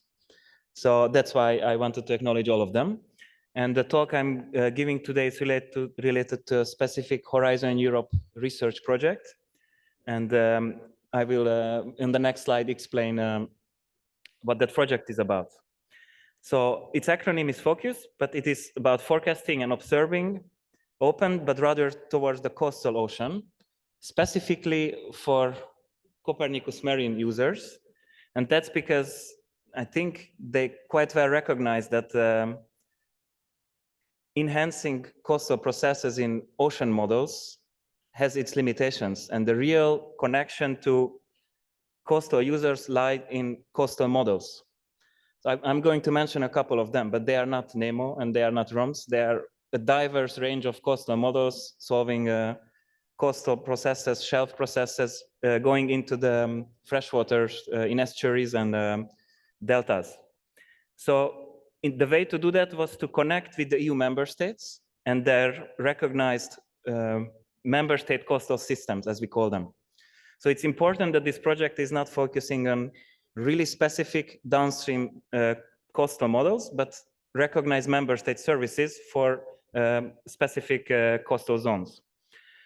So that was the idea. And the other idea was that we have to improve 3 pillars if we want to better express the, better model the coast. And that is the observations that are often adopted from offshore. If we look at, for example, optical satellites, the algorithms that they use, it is for clear waters, but in the coast we have turbid waters. They don't work well anymore. We also need hydrology, much more than just the point source. So we partnered with a couple of hydrology model providers like SMHI, the Swedish Institute. Moreover, we wanted to improve on the coupling between these coastal models and the ocean models, because at those open boundaries, the interfaces are not functioning perfectly yet. So this was all behind this project. And my task now is to explain the coastal applications that were chosen to demonstrate how all of these research and development will actually lead into accuracy improvements for the coastal applications. So next slide, please. So just as a recap, what kind of applications we are talking about. On the right, you see a couple of boxes. These are these coastal member state coastal models that we are covering. Many of them in the Atlantic and North Sea and Baltic Sea, covering Denmark, Norway, the Netherlands, Germany, France, Belgium. And then we also have Portugal, Spain, Italy, and part of the Black Sea. So all of these coastal systems were chosen based on certain criteria. First of all, they had to be already operational and mature. So we did not want to develop their primary goal. We wanted to improve them. And the second one was that they needed to be located in areas and they needed to focus on specific environmental and societal challenges. And you will see what that means in their respective applications. And the second, of course, that we wanted to relate, that was not a scientific endeavor, of course, entirely. We wanted to focus on specific policy goals. And we allocated these applications to cover the Maritime Spatial Directive. All of these are European directives, of course, because we are in the European Union. The Marine Strategy Framework Directive that covers the good ecological status from the marine side, the Water Framework Directive that covers the good ecological status from the land side, also Common Fisheries Policy, and obviously contributing towards the global goals of reducing marine pollution that is under SDG 14. And we have aquaculture cases contributing to food security. So next slide, please. So we cluster these applications into 3 environmental and societal challenges. And the first is managing and protecting the coastal area. And here we mainly focus on pollution and erosion, as you will see later on the next slide. Then we focused, we can still keep the previous one, thank you. So we also focused on the blue economy. And especially where I'm from in the Netherlands, the North Sea is one of the busiest seas that we have. Their multi-use is a must, but its impact needs to be properly calculated. So that is multi-use operations. And the third one is about coastal resilience, and that is particularly also to climate change and hazards. So these are the 3 main clusters, and in the few coming slides, I want to walk you over the subsites and their targets. So the first one, the next one, please. That is managing and protecting the coastal area. We split them into 2, coastal erosion mapping and pollution mapping. The coastal erosion mapping is done by our, partly by Italian colleagues in the Mediterranean Sea. And it is all about sediment-related processes, accumulation and sedimentation. And here, actually remote sensing has a really interesting role, and particularly the Po area is being selected, the Po estuary. We also have quite some sedimentation and related potential in nature-based solutions such as seagrass in the North Sea and the southern North Sea in the German Bay, so the German coast. So there our partner Herion is developing coupled models and related to hydrodynamics, waves, and the impact of seagrass on stabilizing the coast. And then going more towards the pollution, we have 2 neighboring states, Belgium and the Netherlands, dealing with a lot of ship traffic and a lot of human activities, frankly. So Arbins, our Belgian partner, is making an inventory of human activities that causes resuspension of sediments and whatever substances that brings back into the water column. And that includes, for example, bottom trawling, which is unfortunately still allowed in the North Sea, and dredging of the various ports. So they will study the pollution impact of those. Our institute is focusing more on the far field impacts. So our model covers the entire shelf zone. And we are right now in consultation with our ministry what exactly they want. For us, through OSPAR and the eutrophication working group, nitrate reduction is important. PFAS in the Netherlands, it's just the concentration is really high.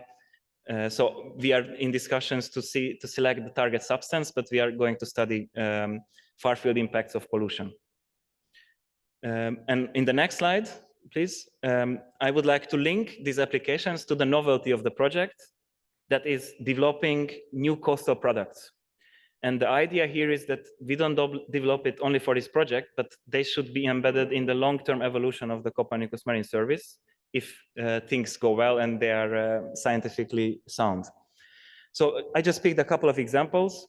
For example, for the sediment description and erosion description in the Po estuary, CNR, an Italian institute, is developing a new product. They call it inland marine water connectivity. And what you see is turbidity maps But it's not only offshore, and it's not even only coastal, it goes inland as well. So you see also for the rivers.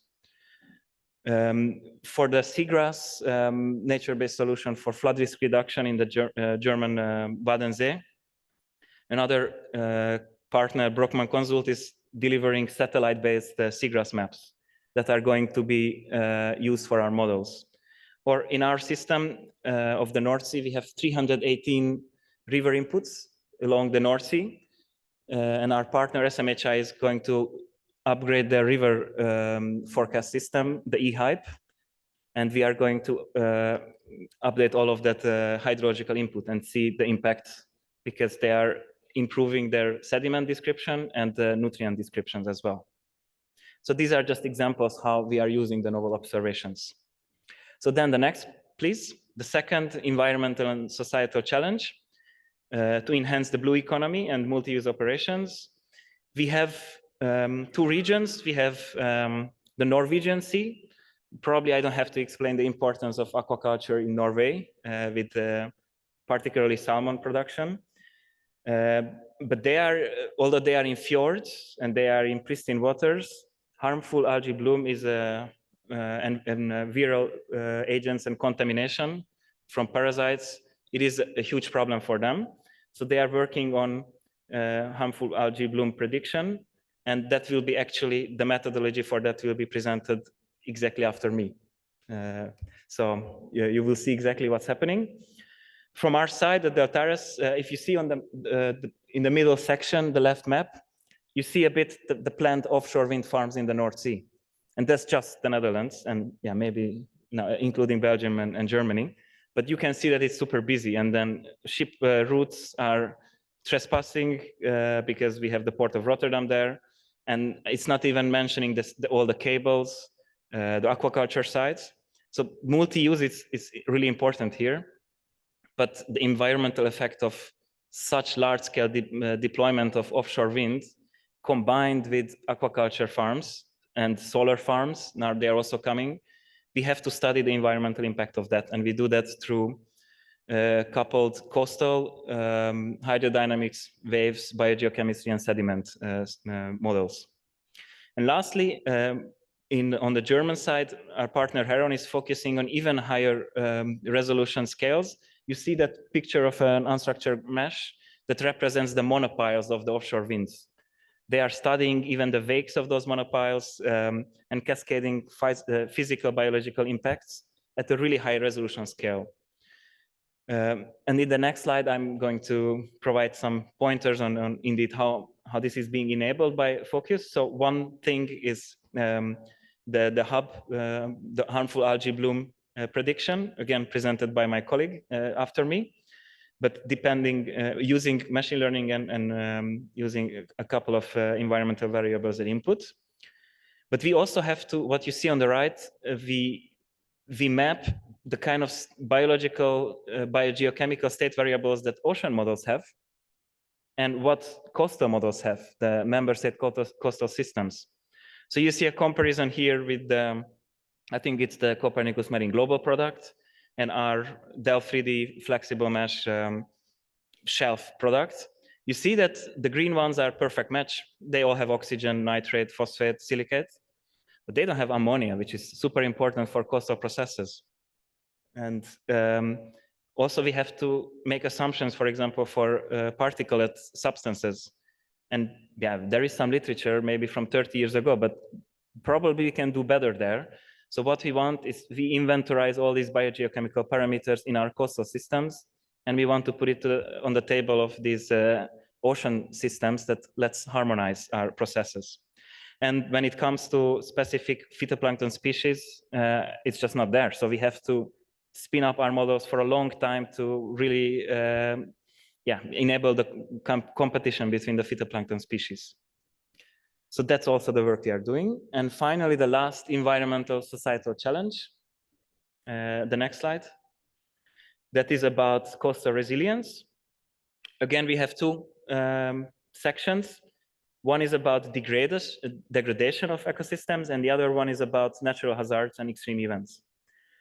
When it comes to degrading ecosystems, we connect well to the marine heat wave presentation in China, but this time focusing on the Mediterranean Sea, which experienced a lot of extreme sea temperatures in the past season. So here our partners SOCIB and CMCC, they are working on tracking Mediterranean marine heat waves, but only on satellite data. And then again, CMCC in the Mediterranean Sea, they are also working on ecosystem restoration. And this is also seagrass, but then the related enabling conditions related to circulation patterns, waves, and biogeochemistry on where to restore these ecosystems. And then when it comes to storm surges and sea level and coastal flooding, then we have to move towards the northern part of Europe. We have the the Danish case implemented by the Danish Meteorological Institute. They are forecasting storm surge in the Danish waters, but that's right at the joint of the North Sea and the Baltic Sea. There is also the North Atlantic, the French coast, and that is covered by another partner, SHOM and Mercator Ocean International. They are also working with storm surges and water levels. And finally, we have, again, the Atlantic, but at Portugal.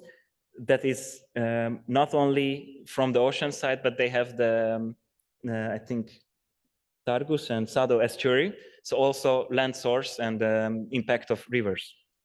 So they are working with port authorities. And again, the next slide, a couple of new innovative products that we are using. For the marine heat waves, new sea surface temperature products are being developed within this project. And I think they will be rolled out within the Copernicus Marine Service, if I'm not mistaken. That is done by CNR, and they are combining multi-sensors and improving the resolution that was lower at the moment. The Danish partners for sea surface, they are using ensemble prediction methods. They aggregate the available Copernicus Marine solution and a couple of national forecasts. And our partners at SHOM, they are doing some post-treatment, post-processing of their water levels. They filter out certain components and use machine learning to improve their water level forecasts.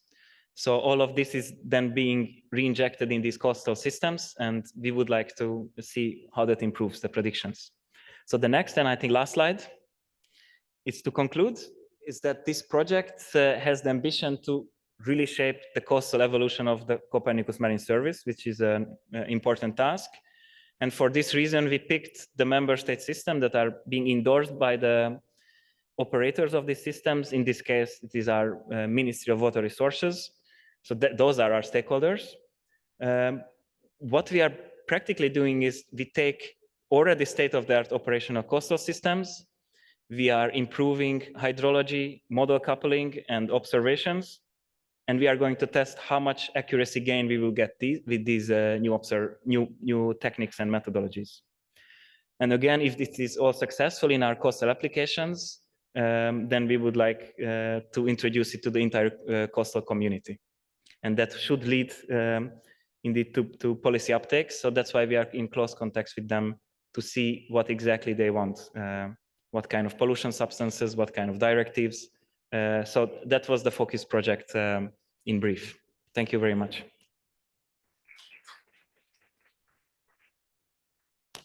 Thank you very much, Loïc. Is there any question in the room for Loïc?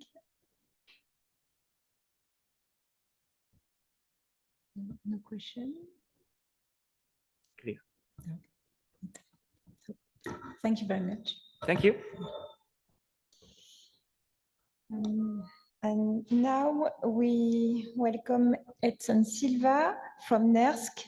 We will talk about probabilistic models for harmful algae. It's an application to the Norwegian coast. So please, Edson. Okay, so first, thank everyone for coming to the presentation. I'm not sure who is controlling the slide chains, but I have to say, I have too many animations for just showing one word or one figure, so I might have to say next too many times, okay? Okay, next. Okay, so I think most of you, when you heard about harmful algae blooms, you think in some pictures probably similar to that. We have this growing of algae in the ocean that makes those changes on the color, can be green, can be red, can be different places. We have this diversity on colors because we have many different species causing harmful algae blooms, and those many different species are related to different type of harmful, the way that it can be harmful to the environment. So next figure. So here it's a summary done by Carson 2021 following the Norwegian coast and the Scandinavian region. It's a summary of the types of harmful algae blooms. So the ones that goes from A to D, which are acronyms, they are related to toxins. So the first, for example, is for diarrhea, then paralysis, azospiraston, and amnesic toxins. And then we have the ones related to fish mortalities that don't necessarily produce toxins, but they can kill the fish by different methods, and cyanobacteria blooms. And as you can see, in the Norwegian coast, one of the main problems that we have related to the toxins is the one related to the DST and PST, and which will be most of my focus here now in the presentation. So next, please. So, okay, what are the risks that we have with toxic algae? So we have the algae that can produce toxins in the ocean as a protection mechanism. So the first one is the ecological risks, especially bivalves like blue mussels. They can filter large amounts of water and they can accumulate these toxins in a very small in the bivalves. These represent risk to business because, for example, we have shellfish farms that make money by farming the shellfish and selling, and which can have revenue losses, but also public health risks. If any monitoring system fails to give a warning about toxins on the mussels, we can have people getting intoxicated and dying because of these toxins. So we have those three risks related to those toxic blooms. Next, please. So, okay, here it's one picture of one of the shellfish farms that we have in Norway. We have more or less on average 32 operating every year. So it's a blue mussel farming done by this method of they hang them on different ropes. So next. So those farms are spread along the Norwegian coast. We have, again, around 30, 32, depending on the year. And for every farm, we have the monitoring of toxic algae. So here I'm showing one example of Alexandrum tamarense. That's one that produces paralysis. And here we can see the time series over 5 years. So what you can notice is when this toxic algae cross this red line, it's what we define here as harmful algae bloom in 200 cells per liter, because it's the abundance associated with accumulation of toxins in the mussels. It works very well for avoiding people getting intoxicated, but as you can see, the blooms are not smooth transitions. We have most of the time 0 cells per liter, and then in 1 or 2 weeks, it can cross this red line, which means it doesn't work very well as an early warning system, and the shellfish farms are often caught by surprise because of this problem. So next, please. So we thought here how we could improve the early warning in our region. And the first thing we thought is by using the factors that are associated with the algae growth. For example, we know that the sea surface temperature is related to the window that algae can grow and how fast they can grow. Salinity has a similar effect, causing osmotic stress and different effects on the algae that also controls the growth rate. Mixed layer depth basically brings the nutricline close to the surface, and it's related to the increased frequency of harmful algae blooms. And light, as most of those algae, they use chlorophyll, and also contributes to the growing of algae. Next figure, please. Yeah. So why use those variables? First is the spatial variability. We have those information in model reanalysis and remote sensing.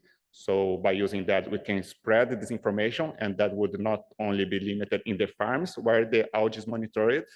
And second, next, please.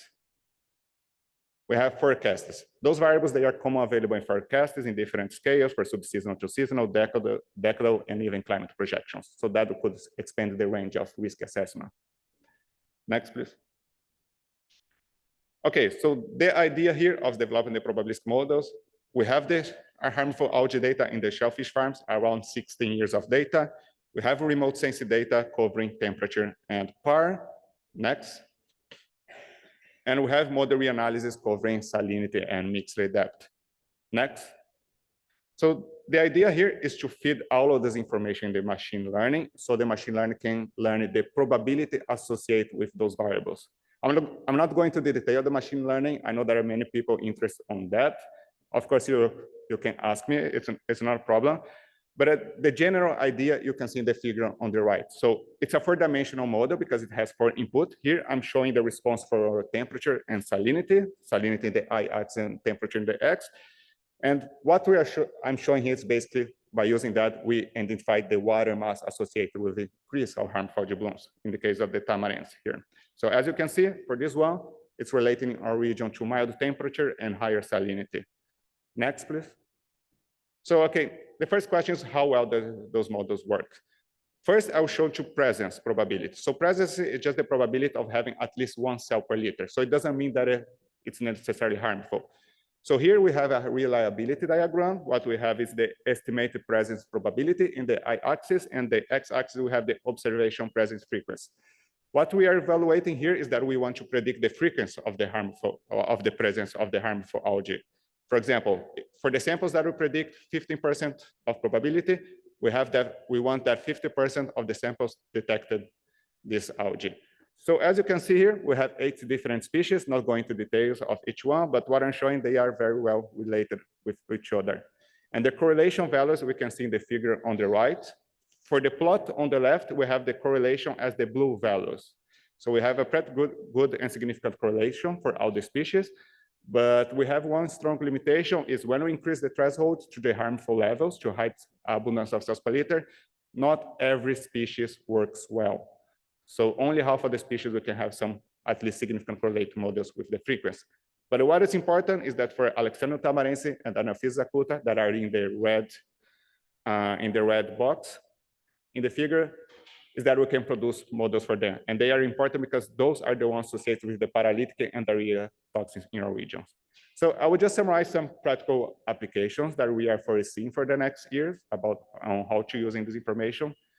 So the first one, assessing areas with increased risk. So here I'm showing 2 different time series. The first plot on the left, you can see that we can specialize this information. So the information of the risk is not only limited to the farms that are operating. And when we extract the time series for each region, what you can see, for example, in the south, we have a very small short window where you can have HABs because most of the time it's near 0 probability. While as we go to the northern Norway, we have a wider season where we have increased risk. So this can be used for example, first, allocate resources for monitoring. For example, in the northern Norway, we need much more monitoring for making safer because the risks are higher and in wider season, while in the south is lower. And also it can help in the decision of making new business. If someone has to decide between south of northern Norway for start a new shellfish farm, they can use this information to have a better decision making. Second, we also think about assessing the timing of the HAB season. As most of the time we have near 0 probability, when we start to have this season when the probability increases, it's not the same every year. So here showing 2 examples, we sometimes have that delay of 1 month when this, let's say, increased risk starts to appear, for example, from May or to July, depending on the species and depending on the year. And this is important because the shellfish farms, for example, if they already have the blue mussels ready to harvesting, they can decide, let's say, optimize timing before it gets to an increased risk period when it could become contaminated. So they can decide to farm just before the season, and depending on the year, can be later or earlier, depending on this information. Next, please. And the third one, as we have the probabilistic responses of those different species of harmful blooms for variables that we are concerning that will change with climate change, here we applied in 3 different climate models for 2 different species for different warming levels when the average of the temperature of the planet reach different degrees. Of course, there's not that simple. There's many bias correction, transferring the learning of one model to another. But with that, we can see, for example, for Acuta, we can see in 3 models showing increasing the frequency of the harmful algae blooms. And for Tamarense, 2 of 3 models show a decrease in the future. So we can do this kind of assessment in the future and see how the HABs can evolve in the region. Next, please. So in summary, what I want to leave here as a message. We can use the satellites and model to assess the risk of HABs. This assessment can cover areas without monitoring, and the risk of HABs could be used in prediction models. So we can assess, for example, a seasonal prediction, how they could be in 1 year, or even climate projections. Future work, in the next 2 years, we are working with the shellfish farms. So we will apply the models, we will see how they will respond, what is useful, what is not useful, get the feedback, and then we train the model or make adaptations. Of course, we already have some changes that we know that we need to improve. For example, we need to include more input variables. We don't have nutrients in our model.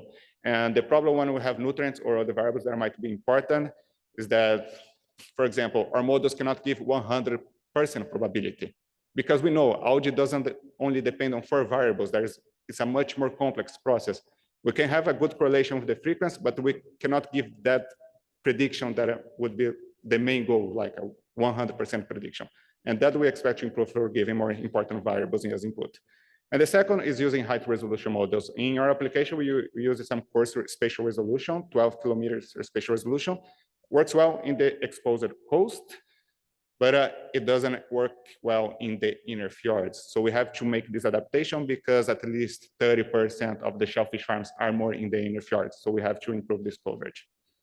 So next, yeah, I think that's all. Yeah, thank you.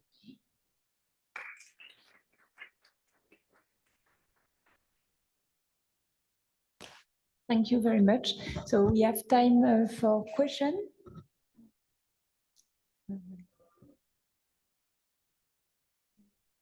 No question? Okay, please. Thank you. My question is about what you mentioned, that you would like to evaluate how this is being used. Yeah. Because we had similar projects. It was not about harmful algae bloom, but we paired up with local aquaculture farms, either family-owned or larger ones. And we tried to roll this service for a year, and then they had to quantify, how many thousands of euros they could save because they used our predictions. And then some of them could say, hey, it's 10,000 euros. That was on marine safety. So it was much easier to quantify when not to go out with a boat. But do you consider something like this, that over a long time, how useful it can be for them, for their decision making?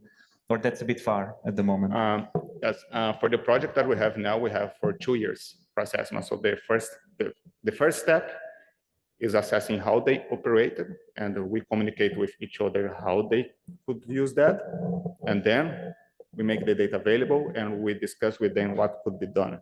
Because there's many mitigation strategies available in literature, but they were often discussed in places that it wasn't included exactly in Norway. So we have to get in touch with the Norwegian farms to know about it. After that, we go to a first year trial and see what worked, what didn't work. Not exactly in an economical perspective, but that could be included. Then we will refine and go for a second year, make the improvement and see how it goes. The economical aspect is important because it's one of the reasons that blue mussel farming didn't increase in Norway as the salmon farm increased. It's because of the harmful algae. So, but it's not necessarily only economical, but it's still, we have now in December to decide how exactly we will do this evaluation. But it should follow more the logistics, economics, and even including the monitoring. Okay, thank you.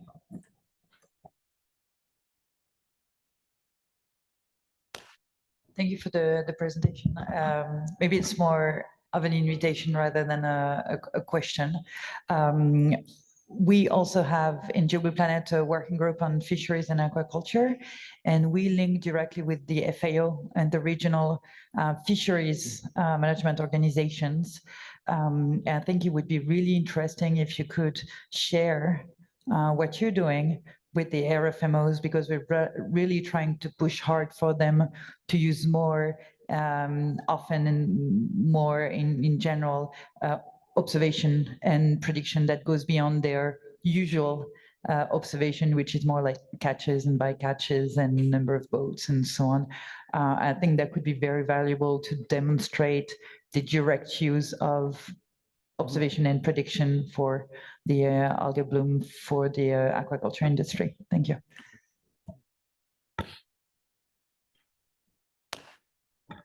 Thank you. So thank you very much. Now the last but not least presentation. So Valentina Giunta from Mercator Ocean will present Copernicus Marine Service toward user-driven products and services and co-design solutions.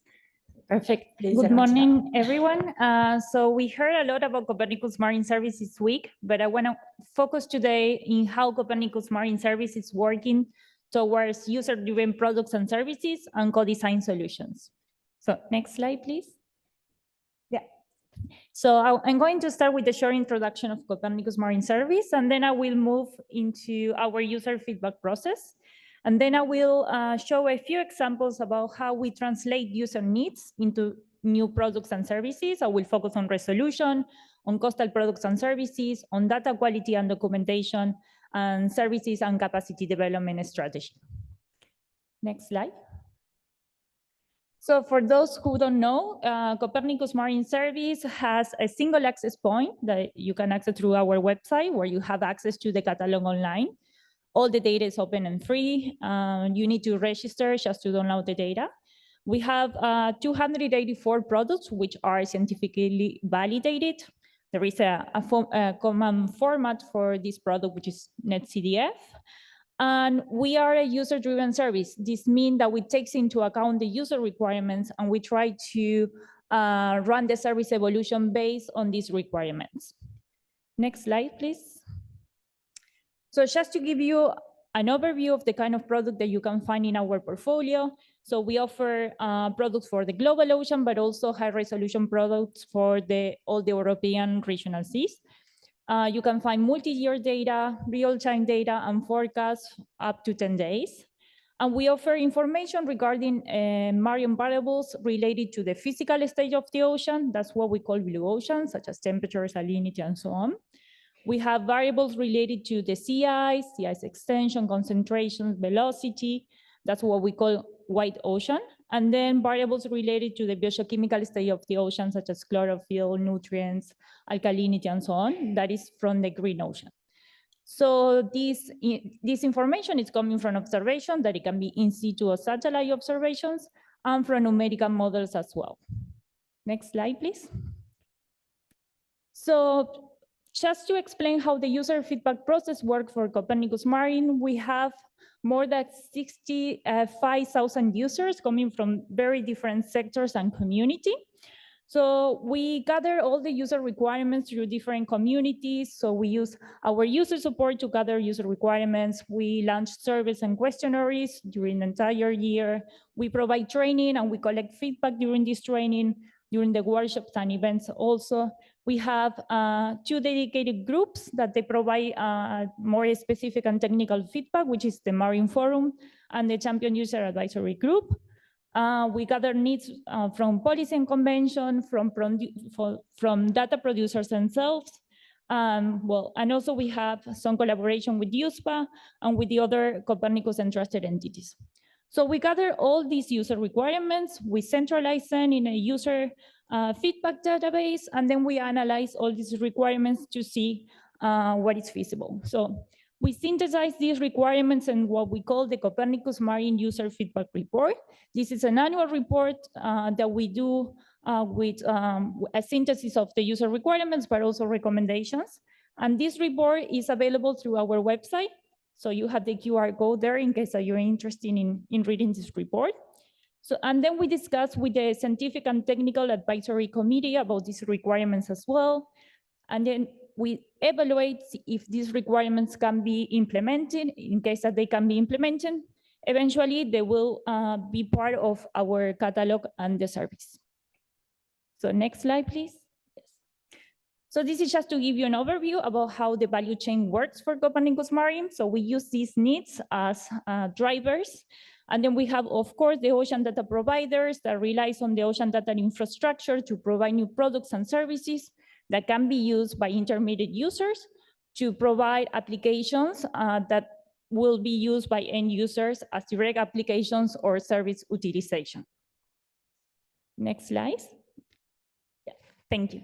So now I want to move to a few examples about how we translate this need into new products and services. So if we focus now in resolution, so of course there is a huge requirement from users to improve the resolution of our products. One way that we can do this, for example, for the next catalog release, we will offer high-resolution CIS products based on satellite observations. There are L3 and L4 products. For next year, we will offer high-resolution global multi-observation product. But for now, we already have higher resolution products for European seas. And these regional products are used as boundary conditions and assimilation and validation by intermediate users to run high-resolution model and forecast. Eventually, these models developed by intermediate users are used for downstream services that have applications in dispersion studies, in coastal management, in monitoring of ecosystem, in plastic tracking, aquaculture management, navigation and safety. And they will be used by end users, and they will bring many benefits, such as they will create operational services, complement the existing monitoring data, they inform decision-making as well, they support the implementation of EU policy, they can focus on specific users and stakeholder requirements. Next slide. So we also have a huge requirement of provide tailored products for coastal management. So regarding products, we are now offering a high-resolution wind product based on SAR. And next year, hopefully, we will have a high-resolution bathymetry product. But we also offer services that can be used for coastal management. So for example, we have what we call the National Collaboration Program, where we found intermediate users to provide EU coastal monitoring demonstrator.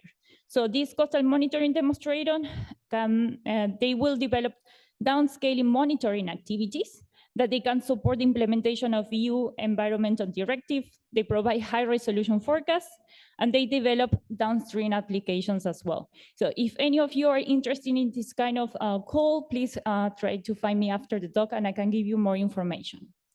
Next slide, please. So I want to give you just one example of the many that we have from our National Collaboration Program. So this is an example developed by Planetech Italia. So they developed this geoinformation service and dashboard for monitoring coastal water quality. So this is a near real-time service that provides information regarding water quality to the local authorities. So this is one of the many examples that you can find in our use case in our website. Next slide. Now, if we focus on data quality and documentation, of course, that users ask to improve the data quality of the data and also the documentation that is associated with the data products. So for data quality, we are always working in improving the quality of our products. So I just listed there many examples that are coming soon regarding how we will improve the quality, for example, for oxygen, for ocean color algorithms, and many others. And we already provide uncertainties for certain variables, such as for climatologies, currents, sea surface temperature, pH, and others as well. Regarding documentation, we have a user requirement of providing more user-friendly documentation. For those who are users of Copernicus Marine, probably you know there are two big documents associated for each data product.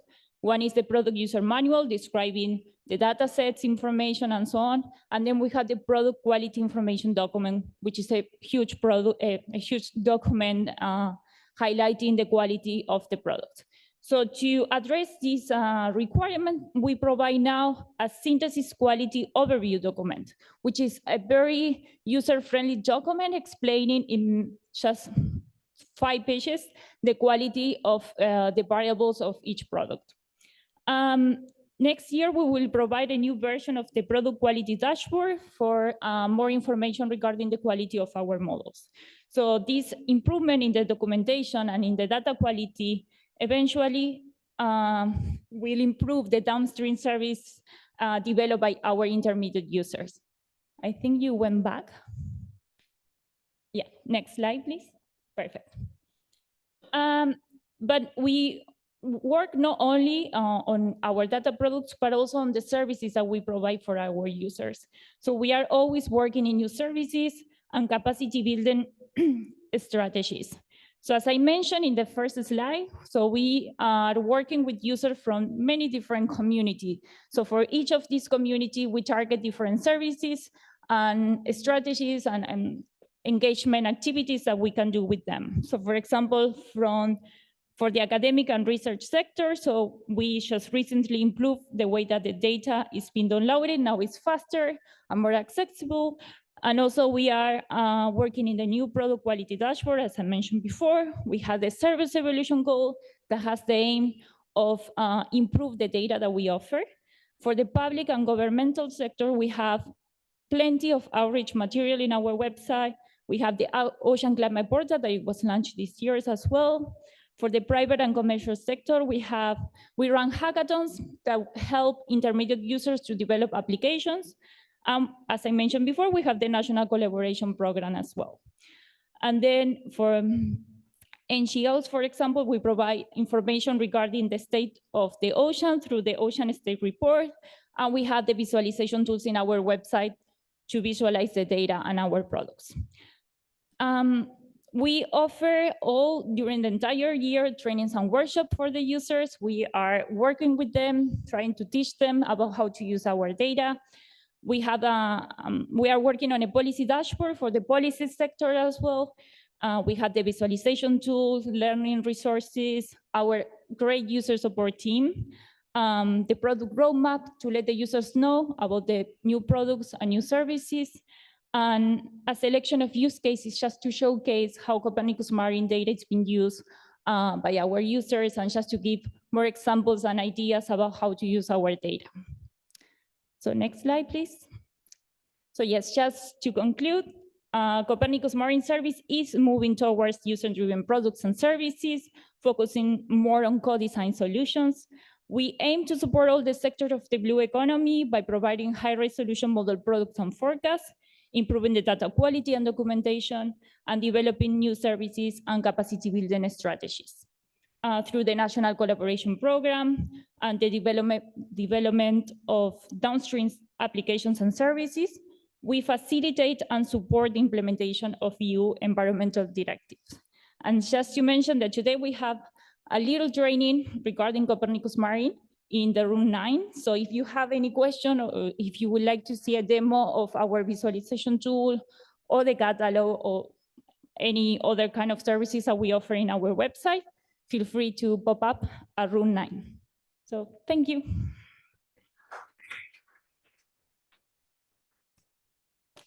Thank you very much, Valentina. Questions for Valentina? Yes, please.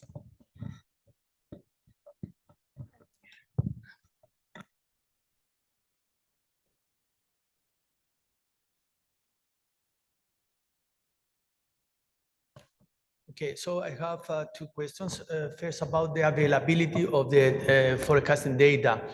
I mean, the new setup that don't allow to use the FTP, I think you should reconsider, because we as intermediate users, as end user, we need the possibility to download the data using FTP. The new setup is not so convenient. I have mentioned it in several surveys, so please, this is a serious issue and we need to be re-examined. Secondly, so of course, we are using the data, but you have to consider the possibility to avail the surface forcing through the Copernicus Marine Service, because as it is now, each of us as intermediate user or end user, we use other, say, sources, either for an NCEP or local or regional system. But I think it's a must that the Copernicus Marine Service should avail the wind, for example. You have mentioned the wind, these are data, but we need, say, our data if we have to apply downstream services. So should be taking this in account. Thank you. Yeah, regarding the download services, we know that it has been a struggle for the users to move to this new way of downloading data. The user support has been working for a long time with this, and even the Champion User Advisory Group work as a beta tester of this new way of downloading services. And during this year, we launched a survey and we asked users about this transition, and many of them, they were happy with the new way of downloading data because it was faster and more efficient. And we know that the Copernicus Marine Toolbook needs to be still, well, it's still with some updates, I would say, but so far, many users are happy with this transition. But if you have any specific question about how to use it, or maybe just to see, you can contact the user support team because they are always happy to help to try to make it more efficient for you and more for operational purposes as well. So I will suggest to contact the user support team for this.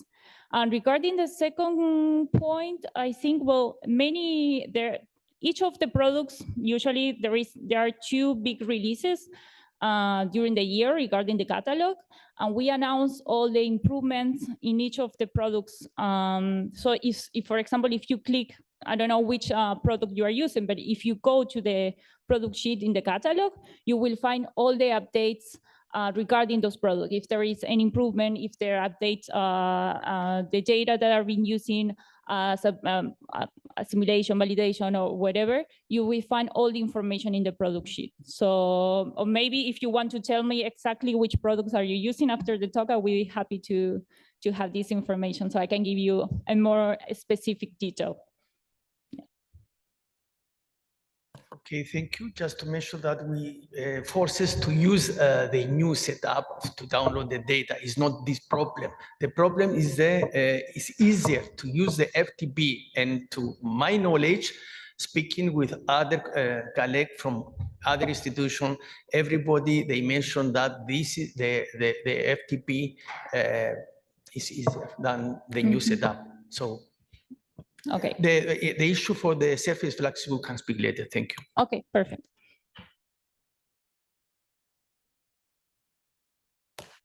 Okay, thank you. Other questions for Valentina? Okay, no more questions. So thank you very much.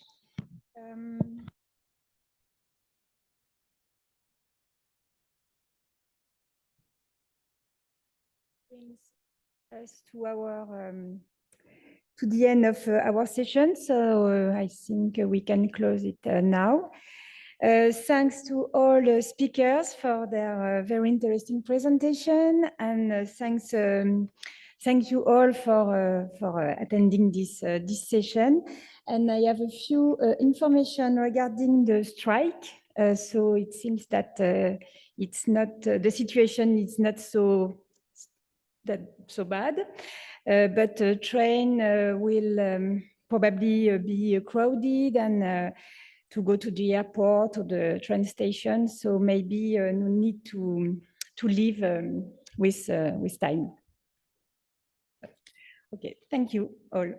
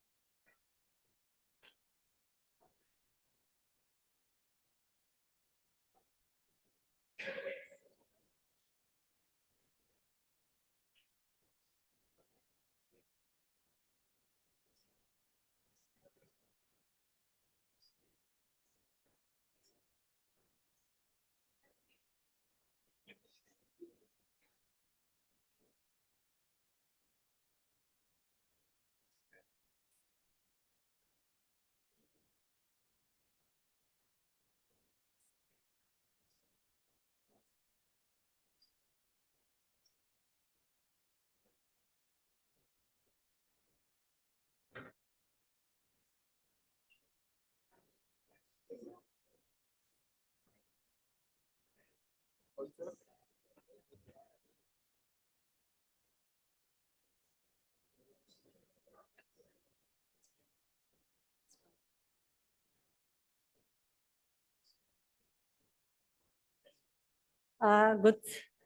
afternoon, everyone. I think that it's time to start, so please take your seats. We are aware that in the afternoon after this good lunch break, it can be a bit difficult, but we have very interesting presentations this afternoon.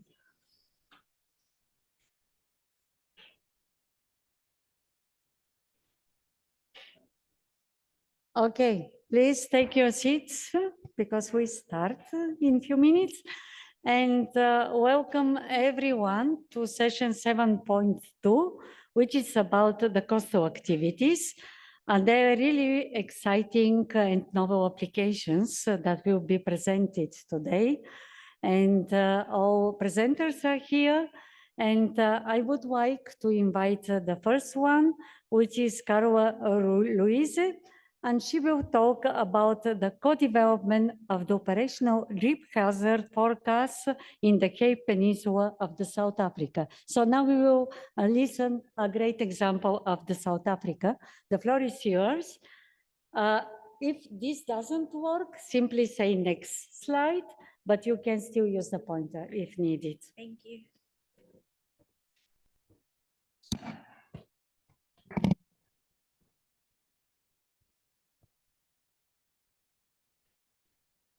Good afternoon, everyone. My name is Carla Louise Ramjigit. I'm from the South African Weather Service.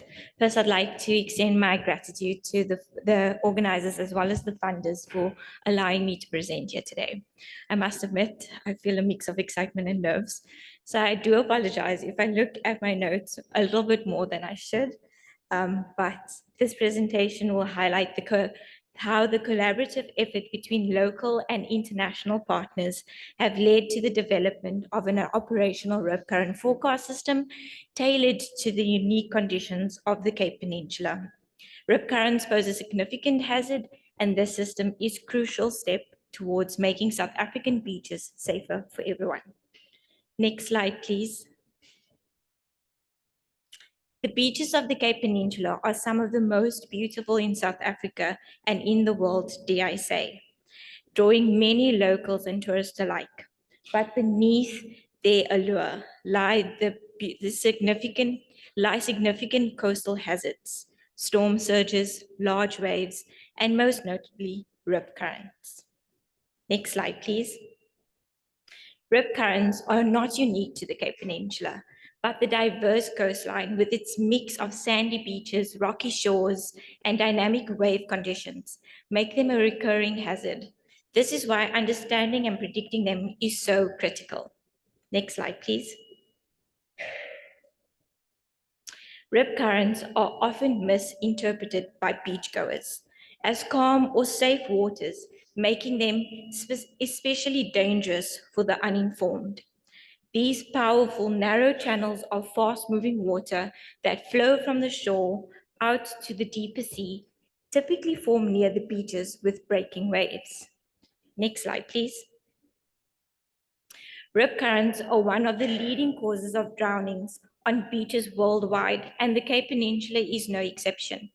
Globally, rip currents can cause hundreds of drownings each year. In the beach-going season of 2017, 2018, and 2018 and 2019, 30 fatal drownings were recorded along the Cape Peninsula, with a notable portion linked to rip currents. Accurate and consistent reporting of rip current-related fatalities remain limited globally, meaning that the true impact may be underrated. Next slide, please. For beachgoers, the danger isn't the current itself. It's also the lack of awareness and timely information about when and where these hazards are most likely to occur.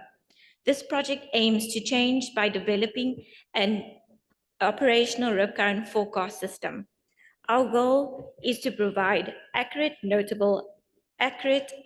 actionable forecasts to predict and mitigate rip current hazards.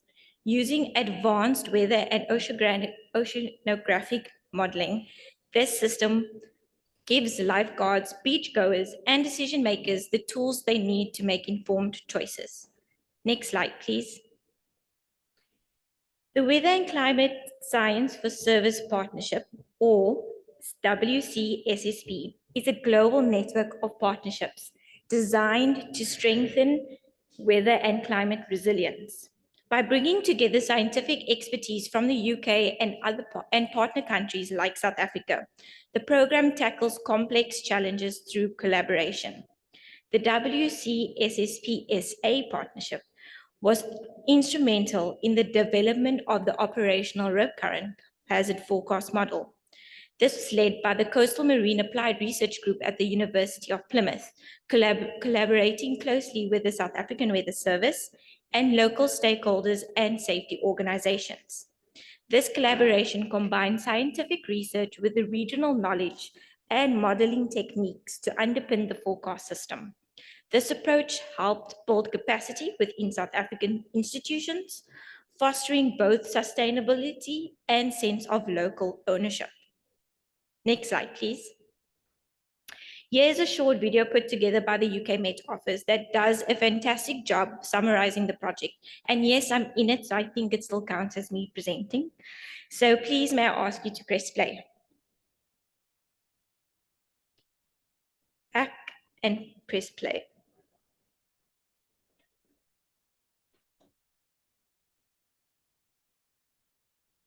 It should work. It was working earlier on.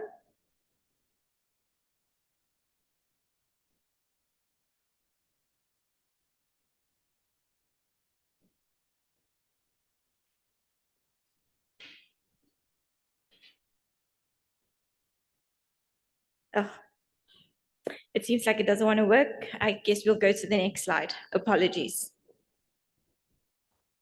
It's fine. You can go to the next slide. I think I've summarized enough what the WCSSP was and about the rip current if it's in South Africa. You can go to the next slide. I apologize about that. As you can see, well, I was supposed to say that. The project is more than just about science. It's about collaboration, innovation, and making a difference. This quote by Dr. Stokes perfectly encapsulates the essence of the forecast system we have developed. It highlights the importance of combining several critical components. Next slide, please.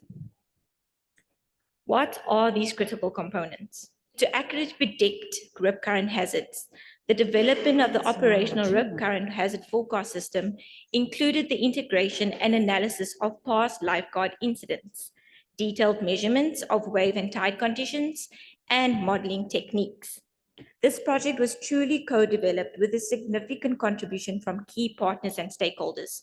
Local institutions and safety organizations provided the RIP incident data that was required, detailed beach classifications, and assisted in validating the forecast system to ensure the accuracy and relevance. The South African Weather Service contributed to the local Met forecast and hindcast data and led to the operationalization, validation, and pilot testing of the system, ensuring its readiness for real-world use. The Coastal Marine Applied Research Group provided the vital scientific expertise required for the model development. The contribution ranged from understanding RIP dynamics to refining the model techniques used to RIP current forecast hazard, to forecast RIP hazards. Next slide, please. The RIP hazard forecast system runs operationally by the South African Weather Service currently, provides daily predictions for 6 beaches along the Cape Peninsula. These beaches were specifically chosen during the model development phase due to their high number of RIP incident data at that time. Next slide, please. The forecast system uses a threshold-based approach system to assign a RIP risk level for each day and each beach. These levels were determined by correlating net ocean conditions together with the past RIP incident data. The system incorporates 4 hazard thresholds, 3 primary levels, low, medium, and high, and in addition, an extra category had to be added involving large waves and strong currents. This addition of the risk level was specifically included to account for the dynamic wave conditions or nature of the South African coastline. The use of the color-coded risk levels ensures that this information is accessible and actionable, enabling safety teams to respond effectively to predicted conditions. One of the main outputs of this forecast is a series of RIP hazard forecast maps. These maps illustrate the location of the 6 beaches included in the forecast, with symbols of the risk colors as well that indicate the predicted risk level. The primary map is a 3-day overview that highlights the peak RIP current hazard risk forecasted for the next 3 days. The following maps, day 1, day 2, and day 3, are the peak RIP current hazard for those forecasted days. Another key output, sorry, I have not said next slide. I apologize. So this was sorry, I'll go over it again. The forecast system uses I apologize, I'm so sorry. This is the main forecast, which is the main map as explained or try to explain. That includes the maps of the locations of the 6 beaches with the symbols. Next slide, please. Another key output is the 3-day time series graph, which provides a deeper dive into the data. Next slide, please. And lastly, the forecast system produces a detailed colored daily timetable for each beach, which communicates this format simplifies the communication by breaking the day into manageable time intervals. Next slide, please. As we approach the summer, South Africa beaches will see a huge surge in activity from tourists and local visitors alike. The risk of incidents involving RIP currents increases significantly. Launching this initiative during the summer ensures the forecast system's operation during the critical period, providing much needed protection when it's needed the most. Just yesterday, the South African Weather Service, along with the project partners, officially launched this initiative to the key stakeholders and media representatives. Next slide, please. As I conclude, I'd like to share the vision of the future of this project. While we've started with the Cape Peninsula, our ultimate goal is to expand the current forecast to beaches across South Africa, reaching more high-risk levels, areas, and hotspots along our coastline. Beginning in 2024, this next phase has already started. The success and the lessons learned from the current system has given us a strong foundation to build on, paving the way for a broader implementation. Our vision is ambitious, but necessary to create an automated RIP current hazard forecast system that serves as many beaches as possible across South Africa. This would provide vital real-time safety information to protect lives and enhance beach safety nationwide. By combining continued collaboration, scientific innovation, and public engagement, we aim to make South Africa beaches safer for everyone. Thank you. And it's the last slide. Thank you so much.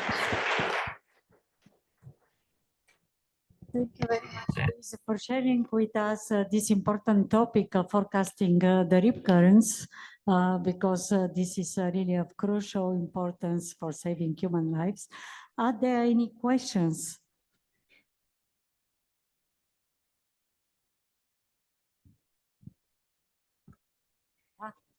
You can use the microphone. Thanks for your presentation. What data did you test the forecast against? Can you speak to that?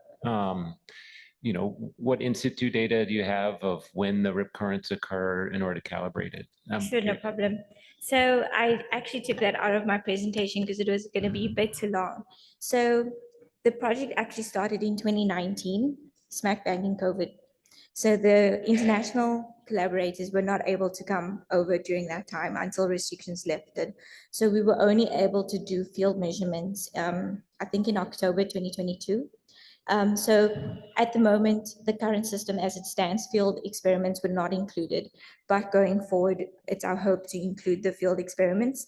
But I did a little bit of a mini validation where I incorporated observations from the lifeguards, where I tested the forecast system against based on the risk RIP levels, and it actually showed promising levels. So, but with the hope, with the new project, we hope to be able to actually do a complete study from the beginning as we planned before COVID started. Are there any other questions?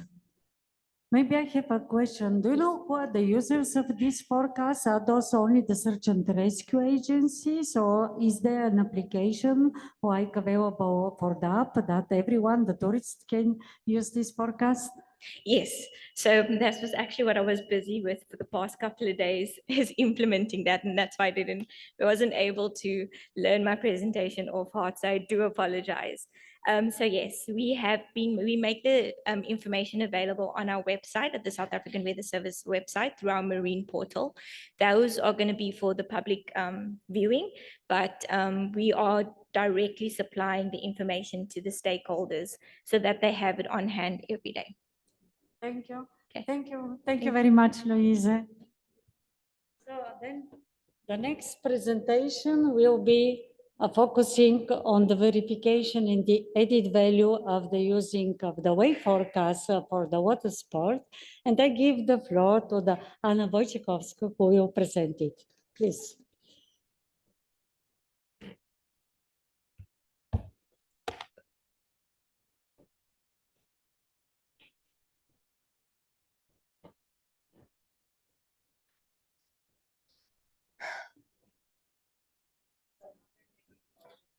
Yes, I have a laptop with me. So, okay. Hello, my name is Anna Wojciechowska, and I would like to show you my research. I'm actually a software engineer who is working a lot of time series data, and I was interested by the subject of the forecast for surfing and in general open water sports. And my motivation came because of my personal frustration with the quality of the forecast. And as being a software engineer, I wanted to somehow improve the quality and understand where do the problems come from. So in my presentation, I will talk about user perspective of the forecast. And the user perspective will be the surfers and one case of a swimmer. And I will show you some use case studies. I will discuss the forecast for two places in Norway. One in the Lofoten archipelago in the north, above the Arctic Circle, and another close to in the southern Norway. But first, I would like to introduce you to the subject. First of all, forecast near shore shallow water wave forecast for the surfing purposes is usually closed code and proprietary forecast, and there is some certain controversy around this forecast because there is a limited space on the waves. So if there is too many people trying to surf, that creates lots of conflicts. So there is a particular environment, a particular mood in the surfing community around this. But that's not exactly the problem of Norway, mostly because of the cold water and quite not very predictable forecast. That keeps the number of interested people low. However, there is currently around 5,000 people who are active surfers, and the number is growing. And there is additional 1,000 people who are all sorts of stand-up paddle kayakers, foils users, and they are all interested in this kind of forecast.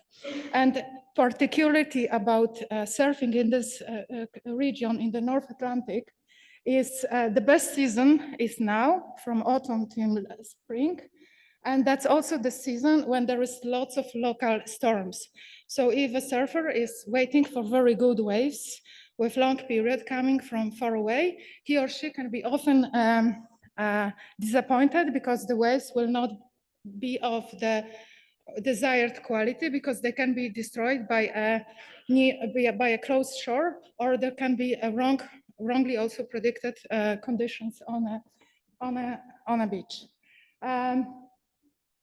Okay, next slide.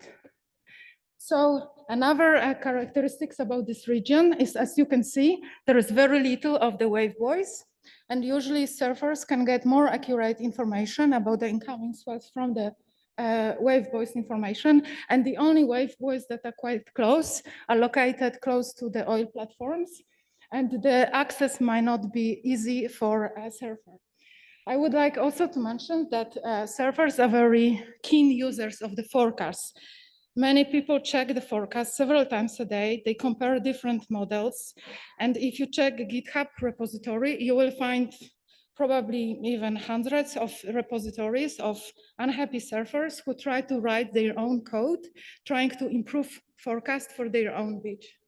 So another thing about the forecast, luckily Norwegian Meteorological Institute is releasing a spectrum computed in those grid points. I visualize some old model that is no longer in use. But the point about this kind of forecast, it's presented in the form of netcdf files on threads, and currently is nowhere visualized in a public way. So the most important information is not actually really public. Let's go to the next slide. And now I will make a small regression because I will also would like to represent another case of the open water swimmers. So there is also a community of open water swimmers, and some of them are extreme open water swimmers that set themselves challenges. And there are and many of those swimmers are they were champions in the youth, and then they started to create bigger challenges. And there is a Polish swimmer who created himself a challenge to swim across the Baltic Sea, and he is in a shape to be able to physically swim across this distance. But the actual challenge is not the physical one. The biggest factor of the success of this swim, and it's still not accomplished, so each year he tries, is actually the correct forecast. And the most important part of achievement of this kind of challenge is unexpected currents that are coming from surface currents that are coming from the opposite direction. And the dedication of the swimmer is in one of his attempts, he was swimming 4 hours in place, hoping that the current will be somehow of a temporary nature. And the challenge about this kind of forecast is this kind of people are waiting in the summer for the best possible weather window, but the forecast should be able to be accurate around 40 hours ahead. So 40 hours lead time should be accurate. So that's kind of a challenge. So let's go to the next slide. And I will come back to the surfing forecast. So this is just an overview, what kind of conditions have to be met so that there would be a good conditions. And I should just mention that not all beaches create waves that are able to be surfed. So a lot depends on the surf break. Let's go to the next slide. So here I would like to show you a typical case when users lose trust towards the forecast. So this is a lucky case when the forecast for a given beach actually exists. And this is a typical form when the commonly or classic parameters are translated for a given beach. So we have significant wave height, peak period. Sometimes there is information about the secondary swell and if there exists tertiary swell and so on. But for instance, very rarely the full spectrum is visualized. So what sometimes may happen, if we only look at the numbers, they will have very similar values in forms of the numbers, but the actual surfing condition can be totally different. And the difference is not just in the numbers, it's not just overshoot. You will not capture this difference calculating root mean square error. The nature is in the actual quality. So waves on this side are pretty nice for the surfer. Waves on this side are barely surfable. And let's go to the next slide. Previous.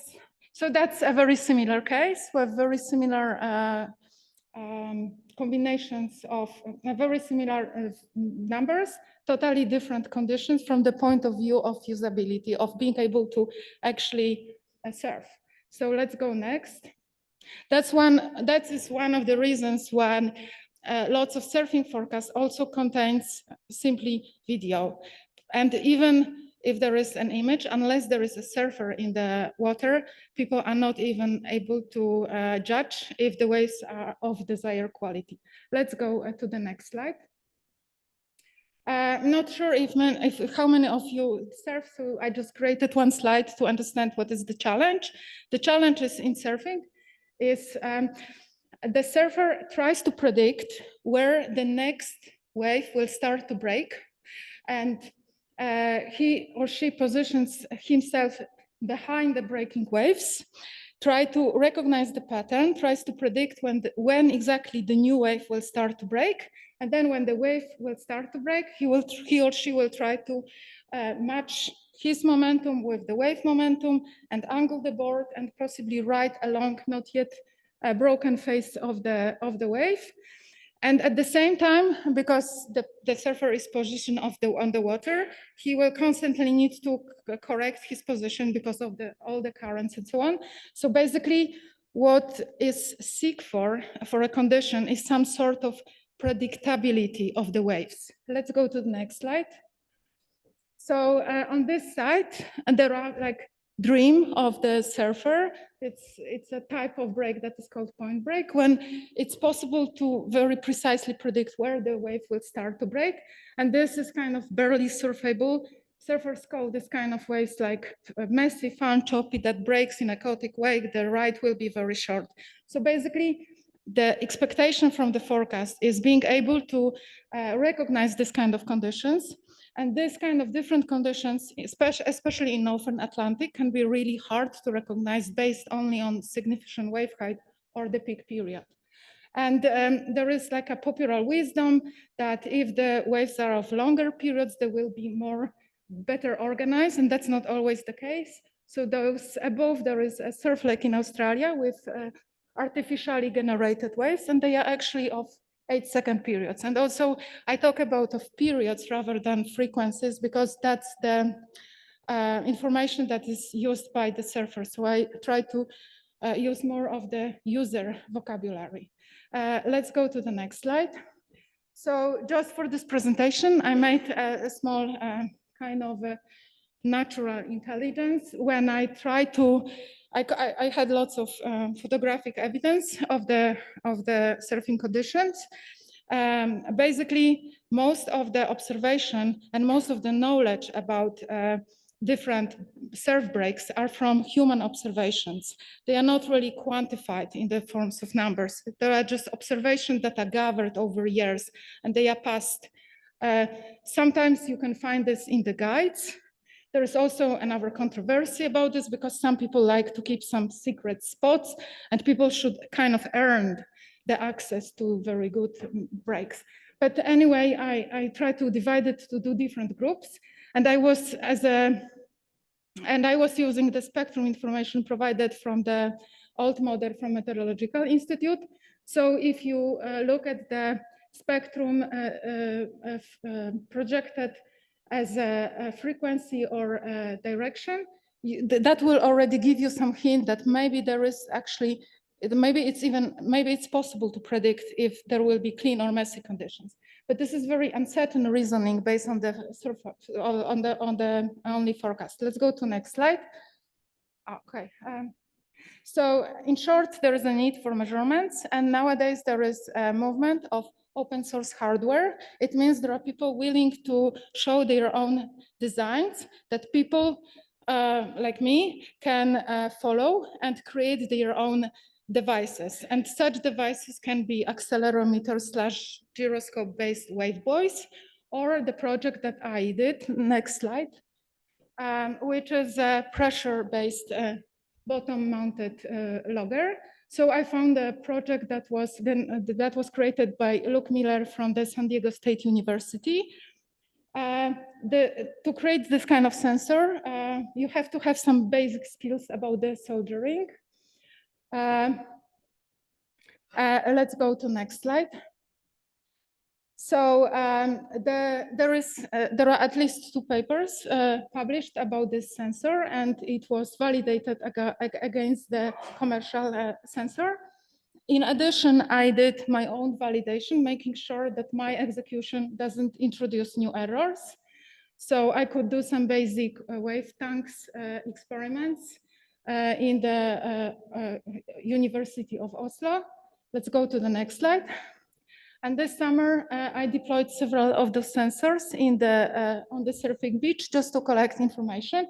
Additionally, nowadays, it's even possible to get more detailed bathymetry by using the fish sonars. This data is much more precise than the nautical charts.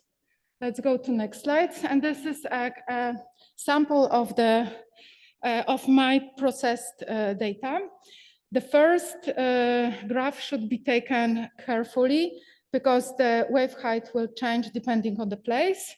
The second can be more seriously treated. It's comparison of the peak period. I was actually surprised that the forecast was quite accurate. Let's go to the next. This is my last slide. So basically, what are my takeaways? I would like to trigger some discussion about what are the reasonable expectations towards the forecast, especially related to surface currents.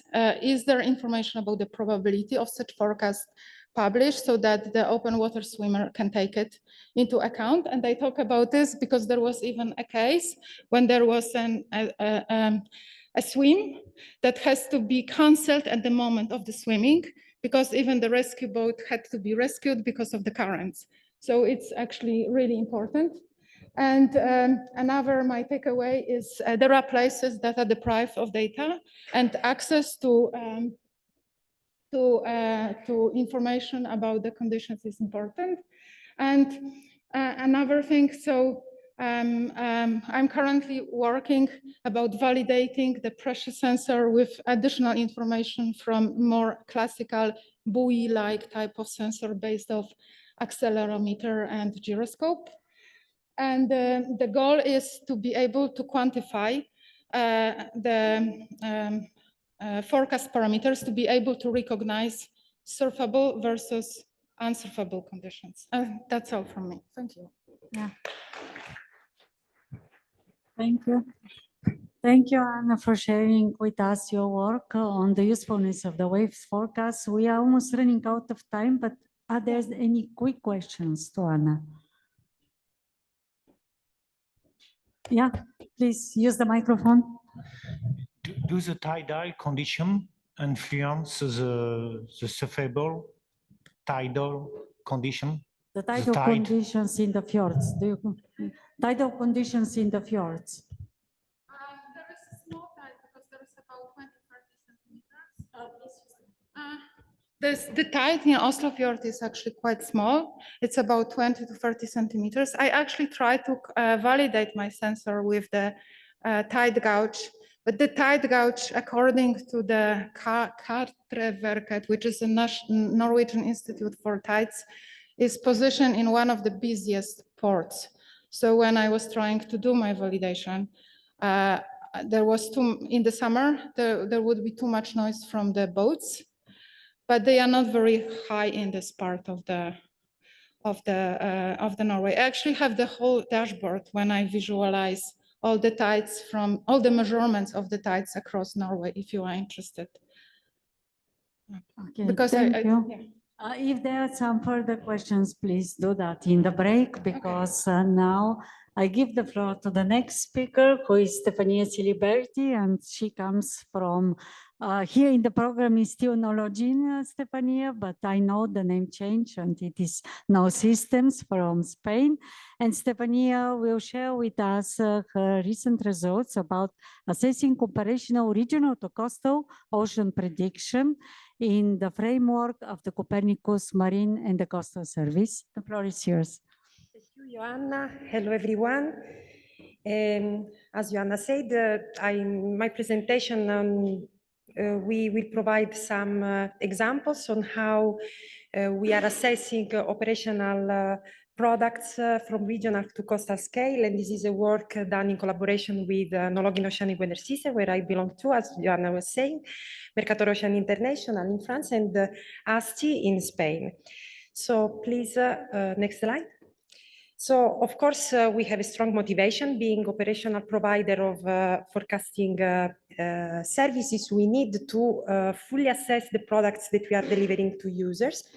And this is basically because Copernicus, as we know, is a science-based pooled, but also user-driven service. So we need also to keep into account that the products that we are providing must be communicated, and in order to improve the trustability of the service and let the user to have also fit-for-purpose metrics that might serve their specific needs. And this encompasses quite wide scientific challenges that from the availability of the new observations towards operational and numerical procedure for validating makes our products more and more robust and as well as timely for the user needs. And here we have some ongoing developments, starting from the consolidated tools that the group has developed along the years, that is Narval, that we are evolving in order to expand the capacity also to encompass the coastal area. Next slide, please.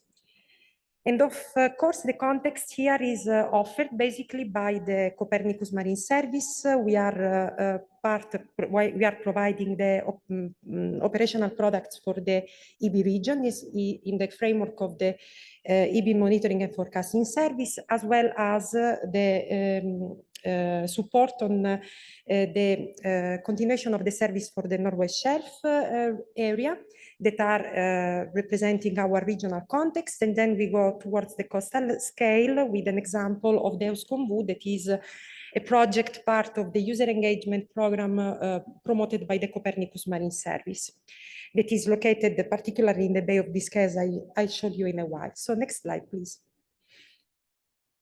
To achieve our objective, of course, we need to have a strong and reliable value chain that starting from the access to state-of-the-art observational and model products are able, this flow is able to be properly interfaced through specific numerical procedure that are suited for implementing the validation, I mean the product quality procedures from class 1 to class 4, I mean as widely matured in the community, in the OceanPredict community, GoDive first and now OceanPredict and Foresee, for instance, as we saw in the previous days in the other presentations, but also another important element is the model intercomparison. And of course, having this suite that is aimed to serve the assessment of the essential ocean variables, the idea, of course, and the scope is to provide reliable information through regional and coastal web portal, but also supporting the Copernicus Marine Service with the support to the product quality dashboard. That is an important component of the service itself. Next slide, please. So I'll show you some example how we use our product quality capacity for monitoring the operational production. Of course, as a baseline, we have the monitoring of the operational production through maps that are providing the essential ocean variable in the area of interest, in this case in the EB region versus also available satellite products as shown here in the slide on the top. But as well, we have also to keep into account that the EB forecasting system being nested into the global requires also a deep or constant evaluation of the parent solution. So we are also routinely validating and controlling the quality of the global solution. And this is quite important also to detect potential degradation of the solutions in both systems. And as I was mentioning before, there is also a link with the Copernicus Product Quality Dashboard, where we provide every month the metrics that together with the other regions somehow complete the overall assessment of the product catalog provided by Copernicus through a set of metrics that, let's say, traditional one, bias, root mean square error, and difference, that can be also target some specific understanding of specific events as the one that I basically I highlight in the graphs that is related on the last summer where the region has been deeply impacted by marine heat waves. So also the model can react and the developers has to be aware of what's going on in the operational service in order to learn how to evolve the system. Next slide, please. But I mean, the objective of our activity is not, next please, it's not only to assess the operational products, but also, could you please go to, okay, thank you. Also for assessing the candidate release. Of course, when we have to deliver a new product, we have to qualify it in a way that is as much as possible complete and also towards some standards. In this case, we have, for instance, in the Norway Shelf region, the metrics provided at buoy location of the estimated accuracy numbers. So in particular for the significant wave height, that provides an overall, let's say, understanding on the observing capacity in the region, but also how the models are performing in the region itself. And together with some regional metrics that can give to the user the opportunity also to learn specifically how the specific product is behaving, is performing in the sub-region that is that we are specifically considering in our qualification exercises. And here we have some examples on the way we are, let's say, transmitting this information to the user through our quality information document. Next slide, please. Of course, in the qualification phase, we have also to keep into account that when we have a new release, we have also to see the added value of the new release with respect to the old one. And so in this case, additional tailored metrics have been designed and are in the phase of being ingested in our, let's say, service in order to measure the capacity of the new operational system, in this case in the EB region at higher resolution at 136, with respect to what was the same, I mean, the system at lower resolution. And we see that we have, with the new version of the EB wave near real-time system, an increased, I mean, in the accuracy, also monitored through the charts that are showing for the specific sub-regions in the EB area, how the significant wave height metrics are performing in the two different versions of the system itself. Next slide, please. Of course, this is not only, I mean, the product quality capacity is not only, let's say, focused on the blue component, but also on the green. And here this is an example on how we are contributing in the operational verification of the BGC products in the EB region on the left, where we particularly contribute with for the Copernicus product quality dashboard by monitoring the chlorophyll analysis, Einkasten provided by through the Copernicus Marine Product Catalog, and as well as the monitoring of the solution in the Norway Shelf area on the right with respect to the assimilative operational system available in the Norway Shelf region and dismissed in 2023. And this gives also a measure for the user to understand, I mean, what the capacity of a non-assimilative system in this case with respect to a system that was assimilating satellite products and make some, let's say, specific analysis on the performances at regional scale. Next slide, please. Going on to the coastal scale, here we show an example of our recent, let's say, results for the EUSCOM VU project that is part of this user engagement program supported by the Copernicus Marine Service. This is a coastal operational forecasting system developed by ASTI based on CROCO model at very high resolution, 600 meters in the Bay of Biscay, and nested in our EB physical near real-time system. And of course, it has many, let's say, novelties with respect to the regional solution to tailor, of course, the coastal dynamics. And in particular, for the validation component, as we will see in the next slide, please, we are developing a web application. Next, please. We are developing a web application that provides a portfolio of metrics in the EB area, in the Bay of Biscay, that has the dual function of monitoring not only the quality of the coastal forecasting systems of the EUSCOM-VU model, but also assessing them against the CTD observations provided by ASTI and not fully integrated in the Copernicus Marine Catalog. So this is a specific set of observations that the Institute is maintaining and for, let's say, serving the needs of the local stakeholders. And here we provide also a way of, we show the metrics also against the parent solution, that in this case is EB, in order to evaluate how the two systems are performing. And that to achieve this particular objective, we also need to standardize the observations that are, let's say, ingested in our pipelines, so following basically the standards that are recommended by the Copernicus Marine Service. Next slide, please. This is another tailored metric that has been designed together with ASTI and the local stakeholders, URA and SASEMAR, that are in charge for the monitoring of the quality, water quality in the area and search and rescue activities. And we see some specific, kind of examples on the metrics for temperature and salinity, the temperature in the orange box with time series of daily of the performance of the daily EUSCOM-VU solution for the 4 days of forecast that are provided operational by the system, and as well as the characteristics along the water column on daily basis, for instance, in this case, as shown here, the bias in salinity, considering EUSCOM and also the parent model, the EB solution. Next slide, please. Of course, another important element that was requested by the users was also to provide the estimated accuracy numbers along the water column on specific layers, and we are basically, let's say, supporting the reporting of the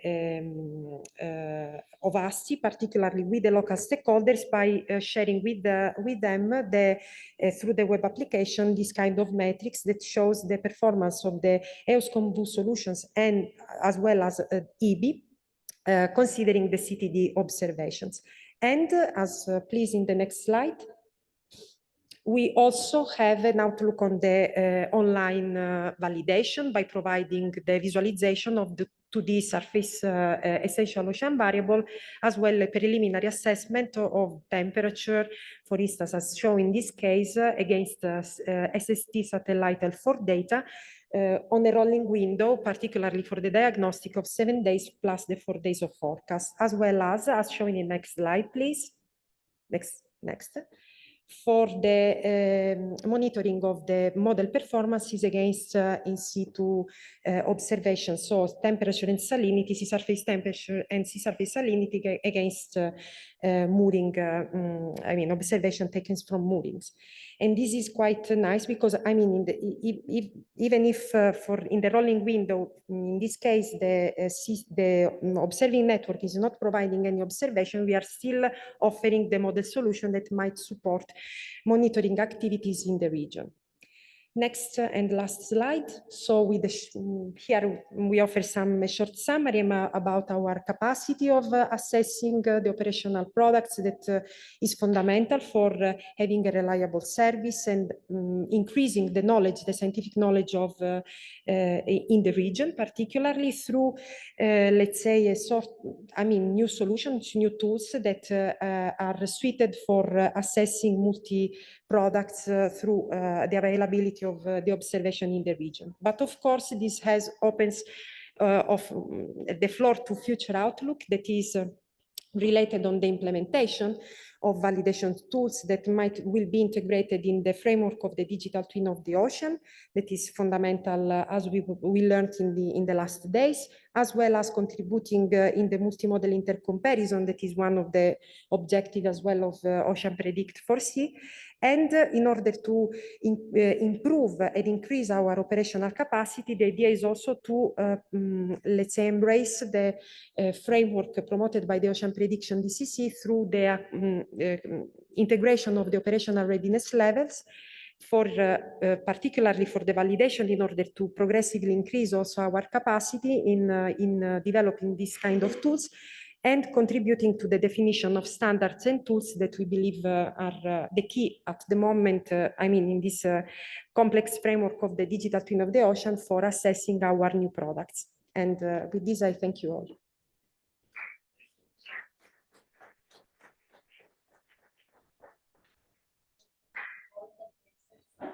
For validation between the different products, because if we are doing predictions, validation is of crucial importance. Are there any questions? So, no questions. I have a question, Stefania. Yes. You showed many matrices which are very useful for ocean modelers, for those doing regional and coastal models. But do you work also with end users or with some others in order to provide validations for the not the standard Copernicus parameters, but beyond, or it's maybe too early? Well, this is the idea. Of course, with this kind of capacity has been started within in the framework of the user engagement program, where we Yes. had the possibility to really have a direct connection with the local stakeholders and try to understand how they need to have to access this kind of information. So to increase and improve the way they access the metric catalog. So not only through the access on the essential ocean variable information, but also through specific kind of outputs that might be more suited for their understanding and facilitate their decision making, basically. So, and it's of course an exercise not completed, and we are improving day by day. But we believe that I mean we could be extremely supportive in this direction, and it seems that this kind of capacity is also progressively understood by the community. I mean, even from non-expert, let's say, users at all. To understand the Yes, model exactly. skills. Thank you very much. Thank you very much. So then the next speaker comes from Portugal, and this is Soraya Romeo, and she will talk about the LIS Ocean. And the LIS Ocean, it should be from the Lisbon Ocean model, and she will provide also her recent results related to the coastal risk and the co-design together with the end users. The floor is yours.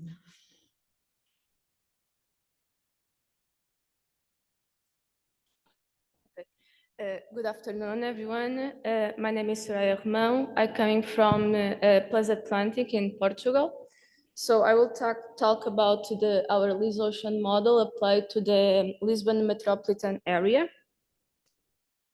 Next slide. The Lisbon metropolitan area is located in the central part of Portugal, oriented to the Atlantic Ocean. We have two estuaries in this area. We have a complex canyon system constituted by the Lisbon and Setúbal submarine systems, relatively close to the coast, with depths reaching almost 2,000 meters. Our main objective is to get a full understanding of the continuum in several ways. Continue understanding the permanently submerged areas to the permanently emerged areas, and in salinity to this domain. Next slide. So why the Lisbon metropolitan area? This area is housing of almost 3 million people. Some important commercial ports are located there. We are having a lot of tourism. We have some important aquaculture productions in both estuaries. It's center of research and development and universities in this metropolitan area. And in terms of environment, we have important protected areas like marine protected areas and natural reserves. Next slide, please. Maybe you can click until the end of this slide. So here we have the ocean, the impact of the ocean water from the offshore. We have two main rivers, the Tagus and the Sado rivers. We have small contributor rivers that contribute with fresh water to the estuary. We also have two mountain ranges, Sintra and Arabida. And it's okay? Okay. And marine protected areas in the southern part of each mountain range. Just to add, this mountain range contribute to shelter areas and influencing the local weather in this region. We also have important upwelling phenomena in this area that bring rich and cold waters. You have waves and tides. Here in this coast, we have a mesotidal regime with amplitudes ranging through almost 4 meters. We have erosion problems in the beaches. We have flooding episodes in the cities during extreme rainy events. We also have important sun water bathing areas in this domain. Next slide. Okay, this slide was not prepared to technical issues, I'm sorry. In terms of numerical modeling, our implementation includes the global physics model from CMEMS, which gives the general circulation, temperature, and salinity in the boundary conditions. You use FESH 2014 to propagate tide. The numerical model used is MOHID, and we have a high resolution numerical model, and it's a 3D model. We also use high resolution meteorology conditions from the ARO model from the Portuguese Institute for Sea and Atmosphere, which has 2.5 kilometers of resolution. And for forecast, use GFS from NOAA. The reverse flow is provided from the Portuguese Environment Agency, is from EMODNET. Next slide. The model has a horizontal resolution of 280 meters. It provides 3 days of forecasts. The surface outputs are hourly. The 3D outputs are 3 hourly. The results are distributed via OpenDAP and via Threads data service and are available in these platforms. This data was made available during the pipeline project, Copernicus funded project. Next slide, please. We also, in Plus Atlantic, developed a visualization platform. Here we have the resolution output results are coupled with a Lagrangian model to simulate oil spills and search and rescue operations. Next slide. We also have different data format. We can we have the fields of several parameters. You just can click in a point and have a time series in that point. And we also, it permits to make the download of the data. Next slide. We are also implementing a wave model for the same domain, coupled with the hydrodynamic model. And this couple permit to have a very a better discretization of and prediction of wave heights at the entrance and inside the estuary. And in the next, our next steps is to make this model also operational. Next slide. We also are working on a coastal risk operational model using XBeach.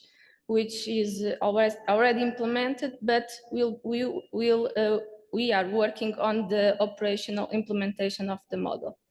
Next slide, please.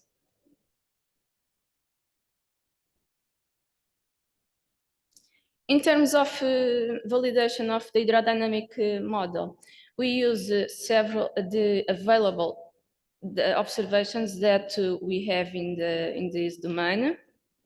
We use tide gauges, some buoys, sensors, thermosalinographers to validate. Here I present validation to the Cascais tide gauge for the water level, which we have reached very good results. And in the plots in the bottom, we validate with the thermosalinographers for temperature and salinity. Next slide. Here we compare the NEMO model from CMEMS for the EBU region, which is the orange line, with one of the 3 CoastNet sensors available in the history, which is the green line, and is our model, the Ocean, which is the blue line. And we can see a significant improvement of the salinity and temperature inside of the history in our application. So these applications can really improve the predictions in these domains. So, however, we had some data, but we still, for example, in the SADU history, you don't have data to validate our models. So it's important to get more information. And this is opportunity to present you the Lancelot project. This project aims to integrate numerical model with observations and engaging stakeholders and bringing citizen science to the community. Next slide. And the numerical modeling permits to have high resolution data information with a very long temporal window, but it doesn't work so much if it's not properly validated. So we need observations from field campaigns, from remote sensing, from sensors. And that's the main objective of this project. Next slide. So the Lancelot project, the name LandSea means for the LandSea interface, and the lot means for let's observe together, brings the society to help us to acquire data and information in the region. This is a Horizon project coordinated by Deltares and has a duration of 4 years. Next slide, please. During the project, at the beginning in the proposal, several pilot areas were defined. There we call it Lancelot Integration Labs. We have these triangles like the cheese triangles from Trivial Pursuit. That means for different parameters that each LIL will propose to assess. In the TAGUS and SADU system, we propose to use temperature to assess marine heat waves and water level for extreme sea level events. Next slide. And we will integrate with the aquaculture producers and the marina users to help us to acquire data and to help us which are the best locations to implement these sensors in order to have a more, to cover this area here a more proper adequately information. Here are the examples of some of the sensors used. For temperature, we have this one. Before, please. You have, okay. A small sensor that is the size of a water bottle that very discreet to use in the field. And here we pretend to validate our sensors with satellite observation, satellite data, and take advantage of our clear and nice weather in Portugal to have available data for to high resolution satellite data to validate our sensors. So the conclusions, next slide, please. We need more data and to assess and evaluate the land-sea continuum. The near real-time river data helps to reproduce history patterns, but exist many gaps in this information. The society can contribute to collect the data, and we can help them to have more information in the locals of their activities.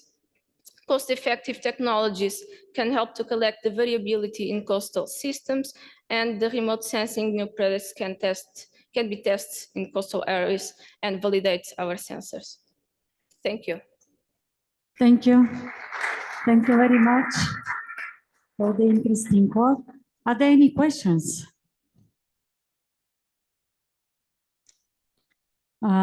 Yes.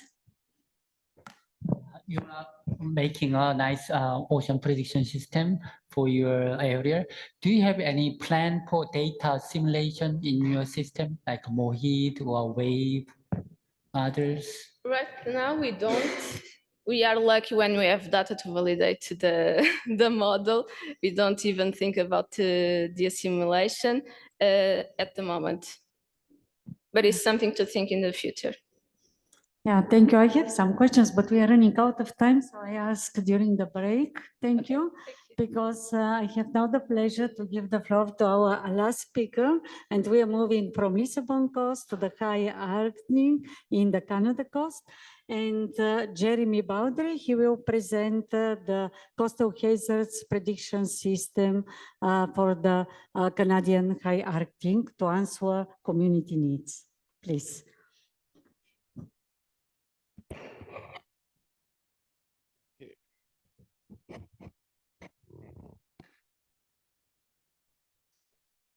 Hi, hello everybody. My name is Jeremy Baudry. I'm working at Université du Québec à Rimouski in Quebec, Canada. And yeah, so I presented to you a coastal hazard prediction system we are implementing in the Canadian high Arctic. So yeah, just begin to say that as all we know that the Arctic is changing. And also for many of us in this room, the Arctic is quite a far region, and there is still remain a lot of uncertainties on how it will impact our proper human activities. But of course, the Arctic is inhabited. It is the home for thousands of native people that already actually experience the effect of this changing in their daily life. Next slide, please. So there is around 50 Inuit communities in the Canadian Arctic, and amongst them there is one called Grisfjord. And Grisfjord is actually the northernmost Canadian Inuit community. It is a small hamlet, coastal hamlet of 150 inhabitants. And it's located south of the Ellesmere Island, which opens to John Sound in the north of Baffin Bay. Yeah, Inuit people call this place Auswituk, which translates by the place that never saw, which sadly is less and less accurate now. But yeah, as you can see in the picture on the right, the hamlet is quite enclosed between the mountain behind and the shore. And actually, there is a lot of facilities that are located in the real active part of the beach. Well, next slide, please. So in the last decade, the community faced repeated storm events that produced overwash and overtopping, which caused in some cases some serious damages to infrastructure and equipment like cabin, boats, that are critical and very vital for them. And well, next slide, please. And of course, with the ongoing reduction of seasonal sea ice in the Arctic, the community is prone to become more and more vulnerable to such coastal hazards. So on the left, I show you the seasonal variation of the ice fraction in John Sound for the last 20 years. And you can clearly see the trend towards summers that are partially or completely free of ice, which obviously leads to more open water when waves can propagate. And on the right, you can see the climate, the wave climate, the monthly mean of significant wave heights computed over the last 50 years using the WAM Ironcast from Copernicus Marine Service. And you can see the increasing of the period when wave can develop and the increase in the wave climate. So there's been raising concerns from the community on how this can be a threat for them and how we can mitigate the impact of possible storm events. So the work I'm presenting today actually is part of a larger community-based program which involves several research groups from different universities across Canada, and of course involve also local stakeholder and community members in Grisfjord. And yeah, and this rich collaboration actually eventually led to the creation of an observatory for coastal dynamics in Grisfjord and the surrounding region. Yeah, next slide, please. So, of course, if you want to increase the resilience of the community, we need to increase our capacity to predict such events, to provide early warning, mitigation plans, etc. So, just for a little background, so these flooding events are caused by particularly high water levels that at the coast that are the combination of different things, the astronomical tide, storm surge, of course, and the effect of waves. And when I talk about wave, I refer to the wave run-up, which is the maximum onshore elevation reached by the wave on the coast. So the question is simple. Are we able to accurately predict at short term these water levels using the current state-of-the-art models? And because, of course, just seeing this picture, we can obviously see that to predict the total water level, it's actually the far end of a long chain of numerical model. You need storm surge model, you need tide model, you need wave, offshore wave and nearshore wave model, sea ice, of course, atmospheric models. So putting all this together potentially increase a lot the uncertainties of the prediction. So next slide, please. So now we are currently actively developing a prototype of short-term prediction system for the coastal hazard, which aim to provide forecasts of the total water level and the associated flood risk with a two days lead time. So the system mostly rely on ECCC forecasting systems for ocean, sea ice, and atmospheric and storm surge. And we also developed high resolution wave configuration for the John Sound. The approach we used is actually for calculate the wave run-up. We used an empirical approach for operational purposes. So we basically construct empirical formulation using huge data sets we collected during the past 4 years. So yeah, next slide, please. So this is the high resolution wave configuration I'm talking about. So it's basically based on 3 nested grids. So we have a 1/10 degree North Atlantic domain, and the Baffin Bay 2.5 kilometer and the 1 kilometer John Sound domain. And so yeah, and it's also forced by ECCC forecast, so GEOPS, AEOPS, and GDPS. And so well, next slide, please. Oh, just, yeah, perfect. So of course, when you always want to, the configuration is still always evolving, and you already want to evaluate the performances of the wave prediction in this region, which is quite difficult because obviously the lack of data in this kind of region. So that's an example. In 2021, there's been the Dark Age mission about the Edmondson Canadian icebreaker, and we deployed some wave buoys that drifted between the John Sound and Lancaster Sound, and compared with our model, we are quite satisfied with that result, but of course it's not sufficient. So we always need more data, coastal data. Next slide, please. So that's why I talked a little bit about the community-based project. So as I mentioned earlier, we put in place this observatory in collaboration with the community members. So our team is going each year in the community on the field, deploying a lot of instruments. So we have wave and tide gauge. We have camera for the wave run-up. Of course, a drone and multi-beam sonar to get the very high resolution topo and bathymetric data.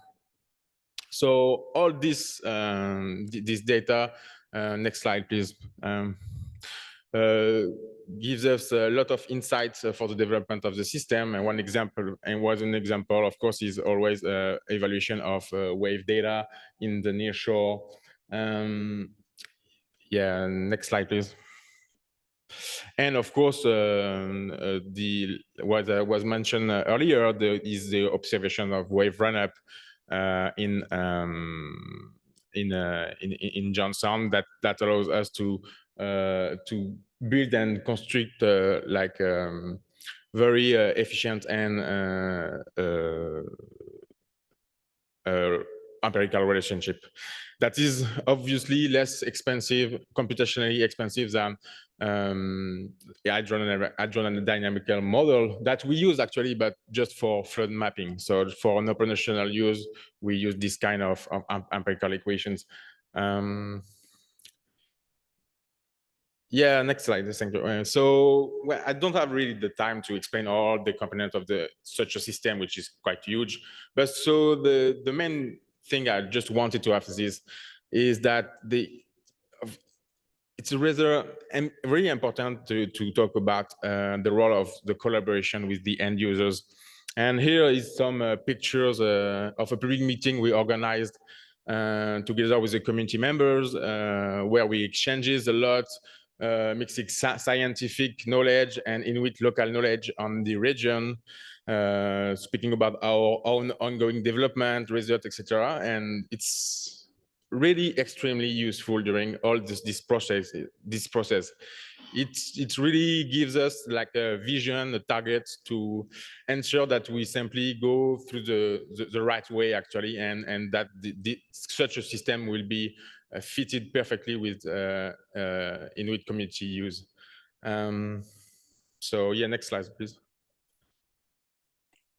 So of course, with such systems, there is quite a lot of challenges, and for me there is two big challenges.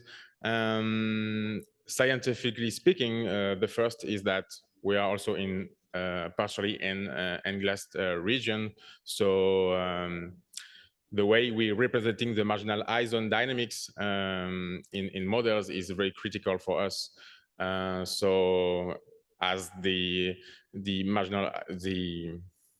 sea ice retreats, it becomes a bigger and bigger marginal eye zone, and this actually is not well represented now in the sea ice model. So we are pretty much doing a lot of effort in implementing wave and ice interaction, coupling wave and ice models for wave radiation stress, for example, adapt the radiology for the marginal eye zone, implement defragmentation and sea ice by the waves, etc. And I'll show you actually this is the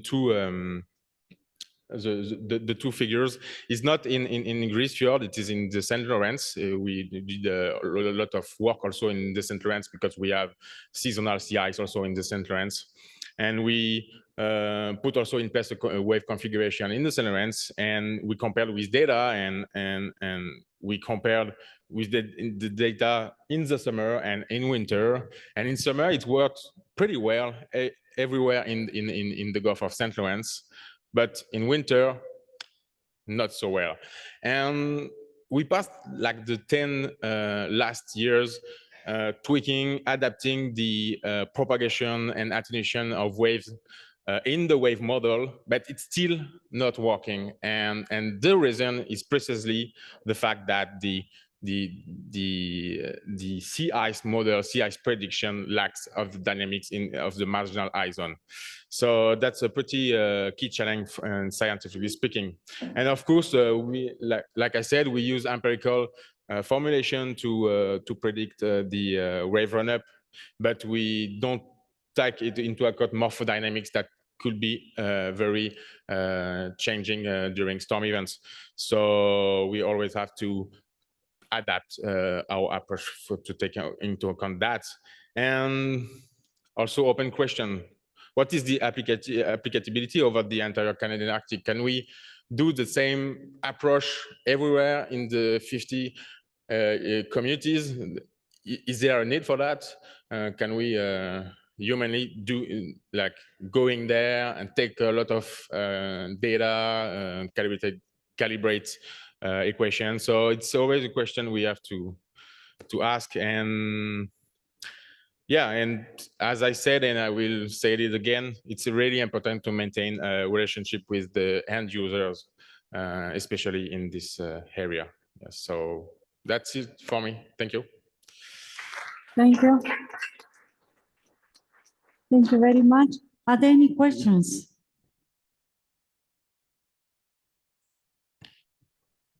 I was wondering what software you use for your wave run-up and how you collect that. Excuse me? Oh, for your wave run-up, what software do you use to get that data and how do you collect it? How we call it data for wave run-up, that's the question? For the wave run-up specifically, yes. Yeah, so we use basically a camera. So we set camera on the shore, recording the water line, and we geo-rectify that. And so we have also wave buoys and offshore. And so we use like, it's pretty like how do you say, famous technique, just making stacks with that. And so basically camera. And after that, we have a time series of the wave run-up, swash, setup, and stuff. So we can make a lot of statistics on that. Yeah. Any other questions? Maybe a quick question. Have you used high resolution satellite data to validate ice or waves? Well, not yet. We could, but of course there is also always a problem of resolution of satellite data compared to in coastal areas. So there is a lot of course, in offshore condition, we could use satellite data altimeter for wave, for example, and stuff. But in coastal area, it's a little bit much more tricky to use that. So that's why we go there and put instrument in the water, and yeah. Yeah, thank you. And are there any further questions? No, it seems not to be the case. I would like now to thank to all presenters into this session. Thank you for sharing the interesting coastal applications with us, which will be very useful in the future as well. Thank you also for our rapporteur, who will now make the report of the session. And now it's a time of a coffee break, and you are now all aware that you are invited for the last plenary session, which will be here. I think it's here, and it will be about the conclusions and giving the outcomes of the symposium, as well as looking to the future. Thank you.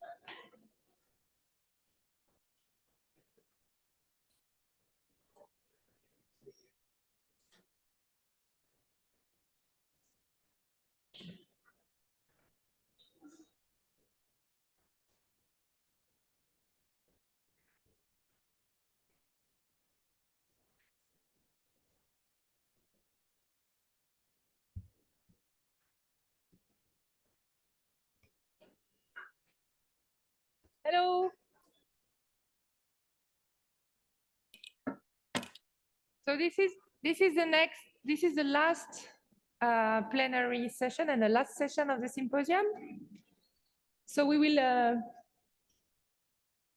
have prepared some summaries as outcomes of this symposium together with the chairs and rapporteurs of the sessions and with the organizing committee. And so Fraser, Eric and I will give you a short presentation, and then we will ask you some questions using a Slido. So we will have an interactive session, and we will get your feedback from the symposium. So we said I would start, and then Fraser and I will talk together to summarize what has been, to give you the main messages per theme.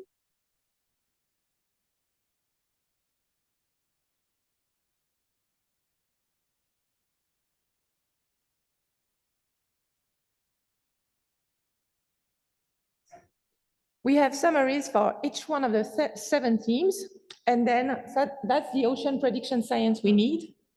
And then there are also summaries from the forum sessions to understand what is the digital ocean we want to have access to. And okay, next slide, please. So first, the report from the 7 themes. Next, please. So this word cloud is the total global word cloud obtained from all your abstract titles. And we wanted to try to do this exercise to understand which were the hot topics and see if it has changed since the last symposium. And so what we see here is that the biogeochemistry takes more and more space in our discipline, and also machine learning emerges in the word cloud.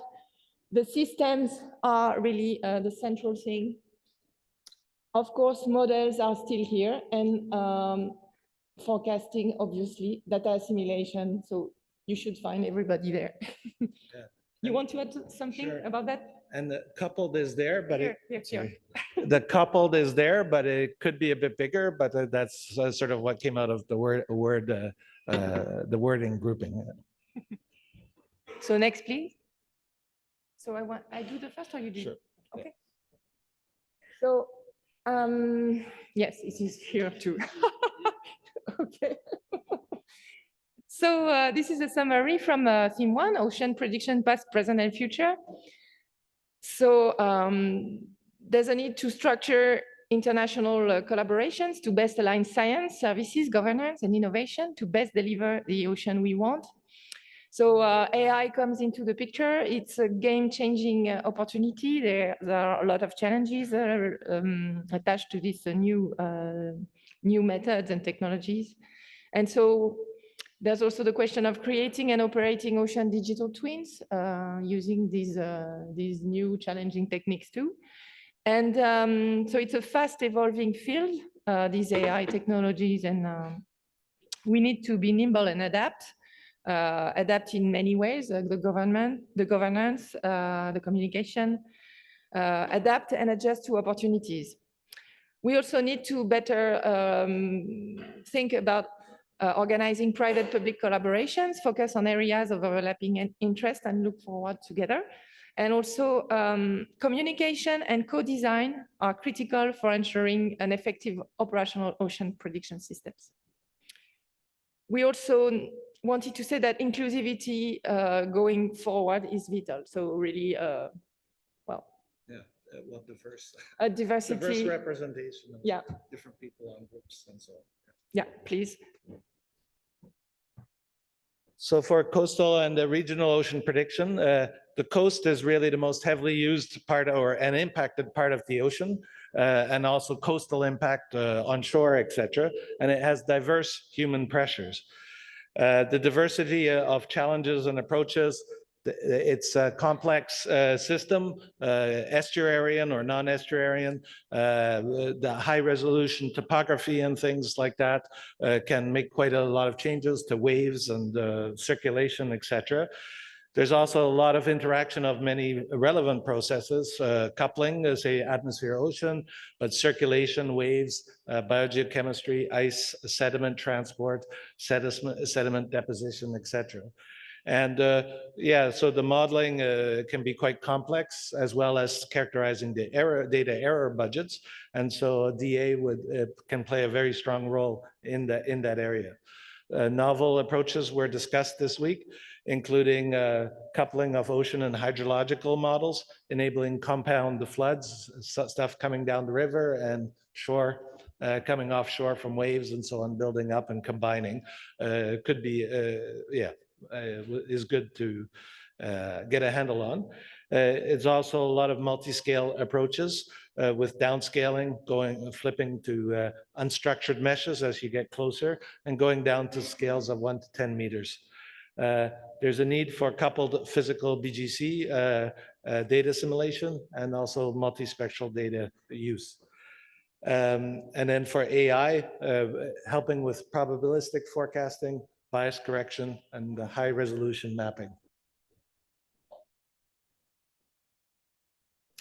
So for polar ocean and sea ice, so as we know, the Arctic Ocean is changing drastically, and we need predictions for additional ocean parameters, so temperature, velocity, storm surge, wave, sea ice, biogeochemistry. So there are challenges for ocean modeling in the Arctic, in particular the mesoscale, the small scales of mesoscale dynamics, the important sub-mesoscale circulations, ice wave interactions. And so the sensitivity of ocean, ice, atmosphere, heat, moisture, and momentum fluxes in changing marginal ice zones. Observing and modeling salinity is critical due to impact of the freezing point, stratification, and overturning circulation. Addressing sea ice thickness is crucial. It has an influence of the freshwater inputs. Well, influence of the, sorry. There's an influence of freshwater inputs, ocean stratification, heat budget, and momentum transfer. And the operational modeling and prediction for the Arctic need to address the blue and green ocean in addition to the white ocean. In particular, given the increasing ice-free periods and extent of the poleward migration of species due to global warming.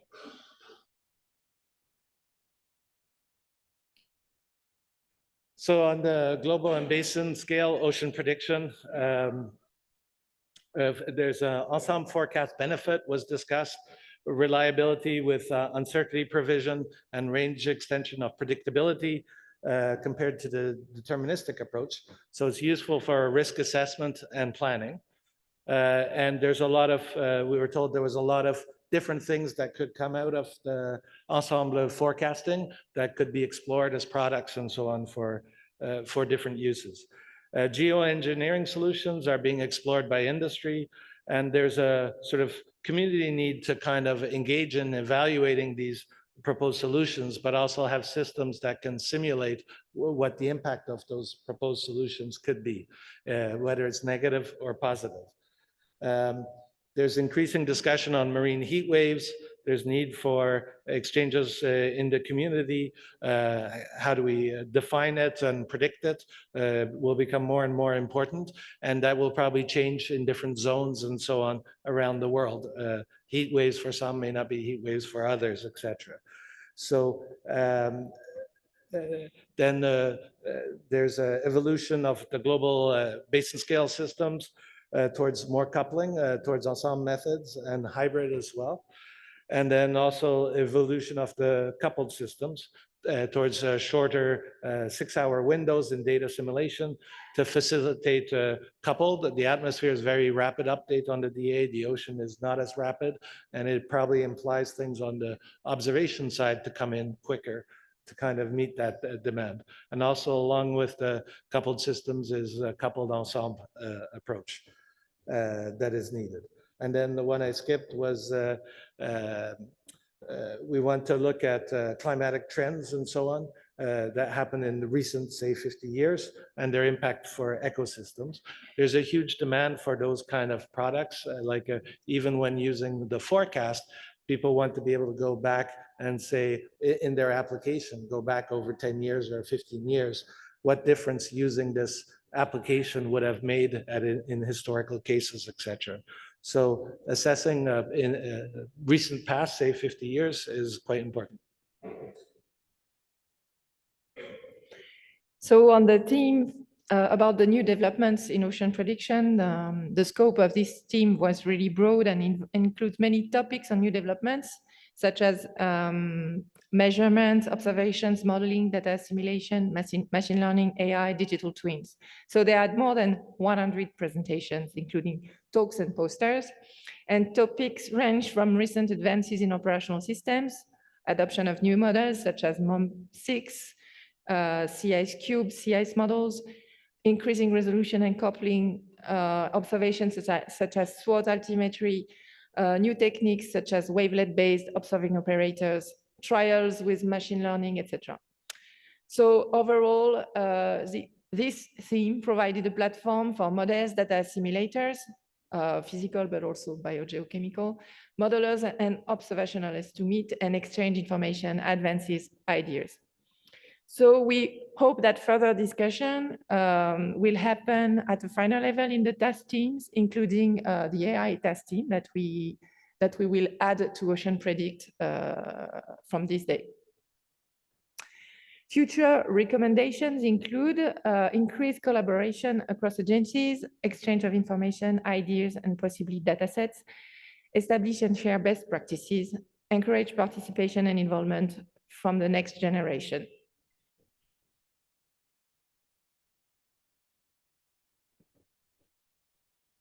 So from ocean prediction systems and services, we saw more and more in this in our meeting, sort of looking at the full value chain, but also user link importance, even from the research side, to kind of know where things, how things would be used, etc.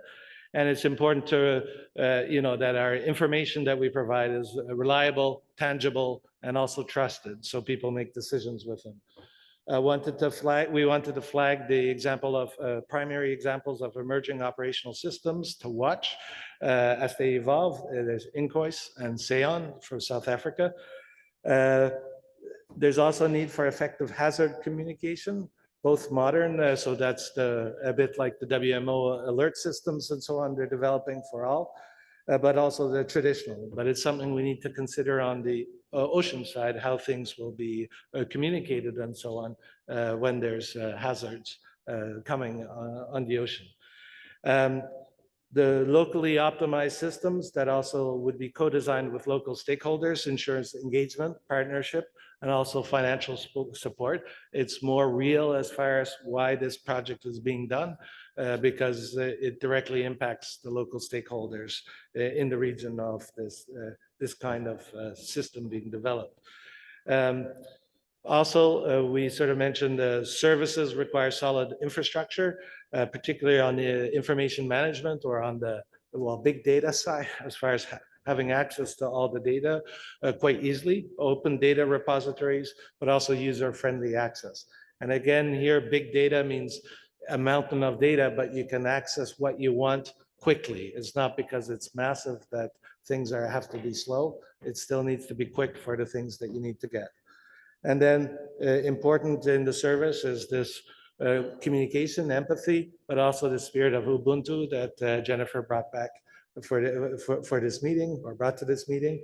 And that's important as going forward, not to take ourselves, to look ourselves as part of a greater value chain, so to speak.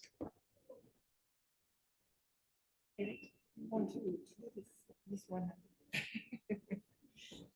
So the last one is on the user application and societal benefit. And I just wanted to put forward again the slide that Audrey showed us this morning. At least to me, it really showed a little bit on how science diplomacy and how we interact with the community, and made it a little bit clear on how diplomacy can be used for science, how science can be used for diplomacy, and how the science in diplomacy can help design policy and so on. One example was the IMDOS for marine plastics and debris. And the other one is that was brought up is the Sargassum. So, and there are many others that are taking place and everything. So, next slide. So, what was this one? This is I can take this one. This is in fact the following. So this was the ocean prediction science we need for the numerical ocean we want. And so this part is the highlights from the discussions we had on Monday afternoon during the international mobilization session. Next slide, please. And so there was this discussion on the challenge 8 of the decade, that is to really deliver as one service for ocean prediction, and also this ocean data ecosystem that aims at developing this vision to move forward this common service. And so people explain that what they are aiming at is an open, accessible ocean and predictions for the world's ocean with interoperable interfaces linking to big data services. And they wanted to empower coastal forecasting centers to provide actionable ocean data in a changing climate system. Also to deliver socio-economic predictions, to test the impact on the ocean of climate change scenarios and climate change mitigation actions. Also to improve operational ocean literacy. So in this, to achieve this objective, the Ocean Prediction DCC is our coordinator. It needs to be sustained after the end of the decade. And the Ocean DCC already provides recommendations, tools, and methods to advance towards this objective, and we'll go on doing that. Some examples are the etudes guide and also the operational readiness levels, but also the architecture document, and there will be many other initiatives to help achieving this objective. Next slide, please. You want to do it? Sure. Yeah.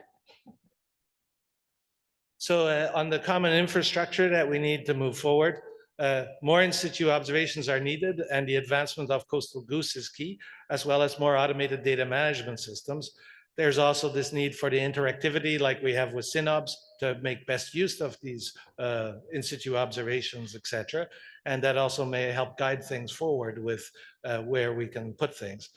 We need to set achievable practical implementations like for our work, like the exemplars or specific examples and benchmarks, to collaborate and gather some of the best practices. So that's having common sort of benchmarks that we can work towards to qualify different activities, and so, or the outcome of different modeling activities, etc. We need to improve the communication and transparency, the digital twins, etc. That will help quite a bit. That's a lot of knowledge mobilization and so on. And to foster collaboration between structures with different levels of infrastructure. So that's up and down the value chain, but also inside a component up and down in the value chain. We need to put in place a regular system assessments. And ultimately, what we want to achieve is something like the rolling review of requirements, which follows the WMO example. If we can do that, it means we have adopted a lot of things that we're trying to achieve under the guidance of the DCC. And then what we do is specific and complex, but we need to be able to change our mindsets and exploit the new opportunities like AI coming. So it's like flexibility going forward is going to be an important asset, or being responsive is going to be an important asset.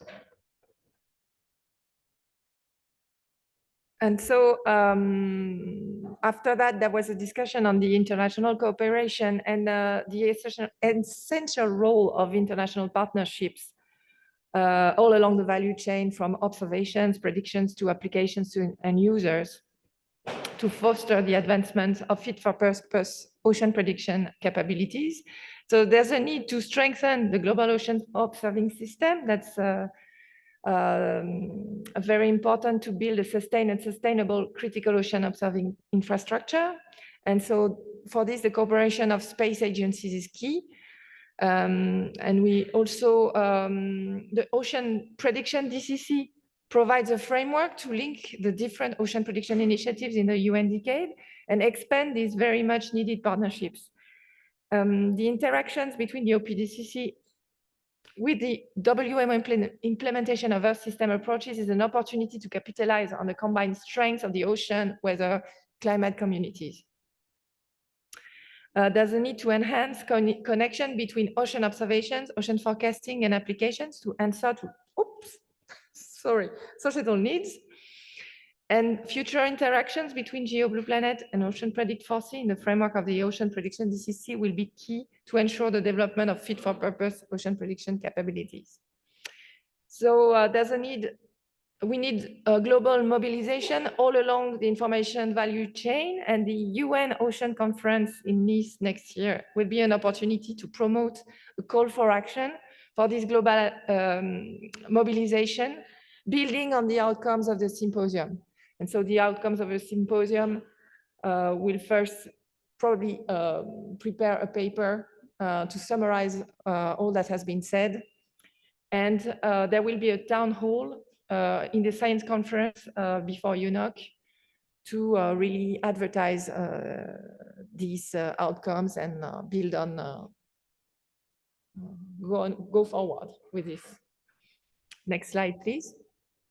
So on this slide, you have some links for really short-term actions that you can do, well, things that you can do in the short term. So you can really engage with end users and engage in existing UN decade actions. And to start with, you can put your system on the Ocean Prediction DCC Atlas. And you can also have a look at the call for participation in the Ocean Digital Pavilion at the UNOC 2025. So the links are here. You can have a look at them later. Yeah, so let's engage in this. And now it's time for the Slido interactive session. Yeah, so now it's going to be your turn to provide some inputs instead of us.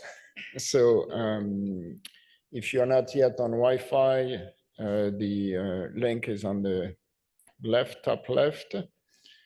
And if you're joining from a computer, please note the numbers. So we're going to switch to Slido. So if you can maybe capture on your phone this QR, but as we move to the Slido slide, the QR code will always be on the top left. So you will be able to join. All right. So the first one, okay, you're moving pretty quick.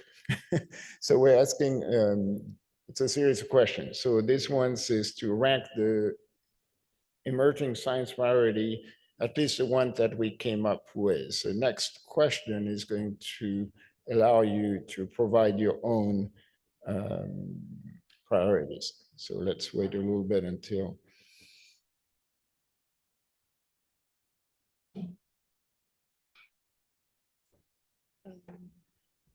I don't know if there are online people, but they can, of course, they can participate. Oh yeah, online they can, of course they can. Yeah.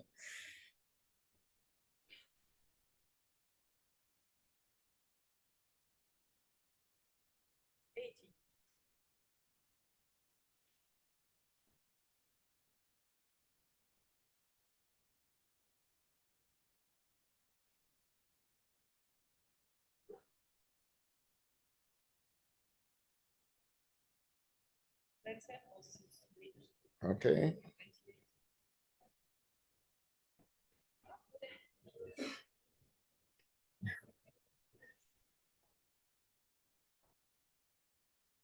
All right, obviously it's not a clear winner there.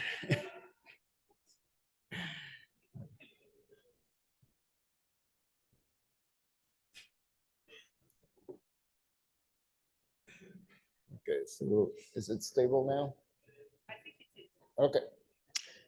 So we're going to, everybody done? Raise your hands if you need a minute more. If not, we're going to go to the next question. All right, so now it's up to you. You can write it down. You can write the same rank priority that was already outlined in the previous slides, but take your time and highlight what you think your main science priority is.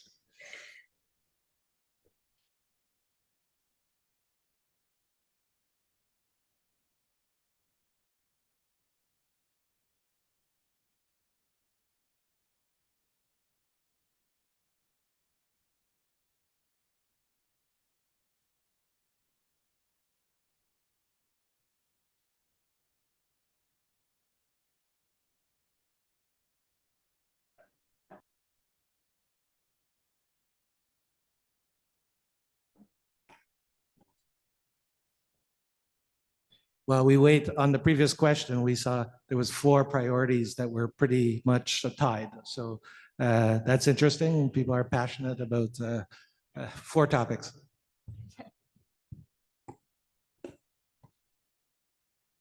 And here we can see that observations really sit in the center of the cloud. Really interesting. Reflects it's really the basis. Beginning of the value chain is there in the center. And a lot of different applications. Data assimilation, huh? So uncertainty, it's really consistent with the ensembles for the first question. Here, the coastal group.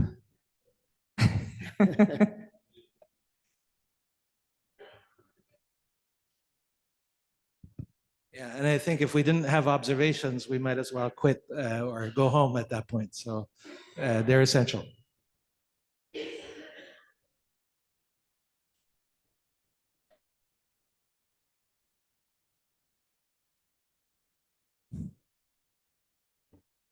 And you can also put more than one priority. I guess you probably figured that out too.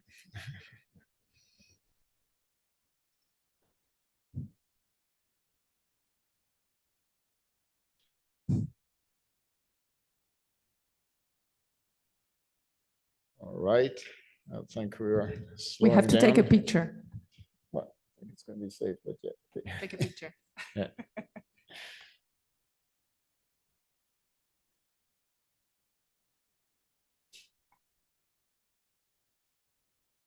Thank you. Okay. So I think we are almost ready to go to the next slides. Still typing a few people. Yeah. 1.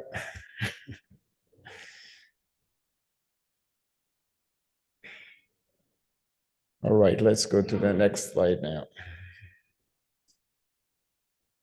All right, in this case, please select the 3 most important future infrastructure priorities from your point of view of the wind.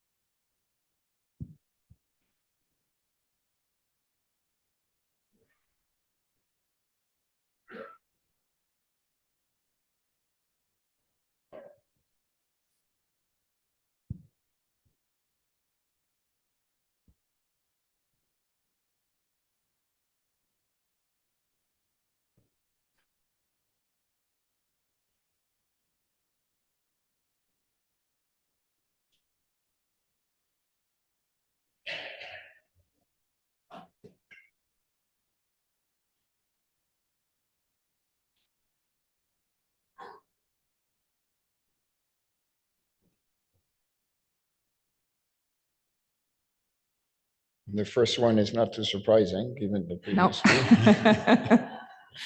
Given the answers to the previous questions.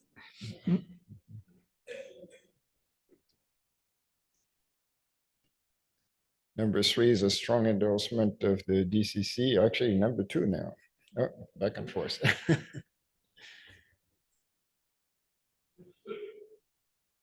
So dissemination capacities before adaptation to HPC. But we need observations, computing, and dissemination, so makes sense. All right.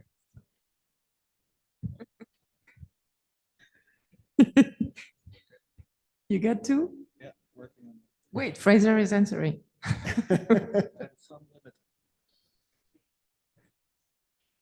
Okay, so we're winding down on the one. Try another finger. Okay, so we can now move to the next slide. Okay. So now instead of ranking, please provide your own priority.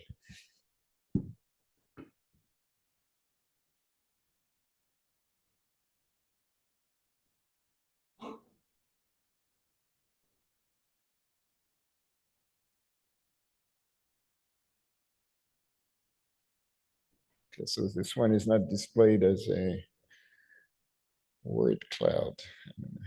It's a bit different.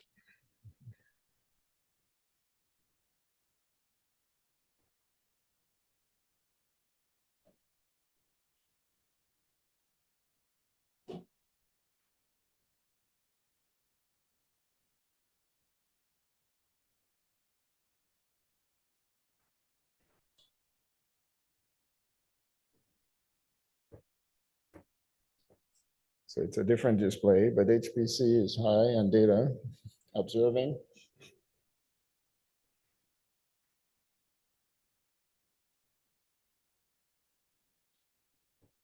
So HPC 22, observing 16.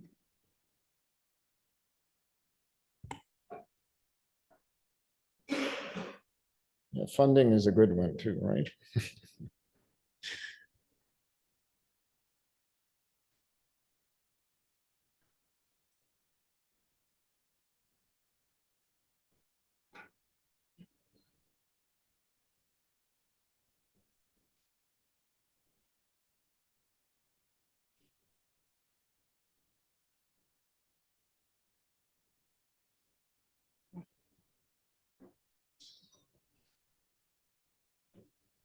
Simplicity. That's a good one.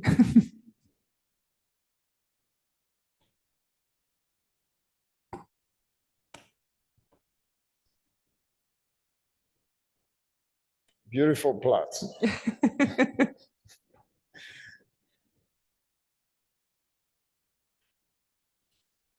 Beaches. Huh? Beaches. Beautiful science. Fantastic.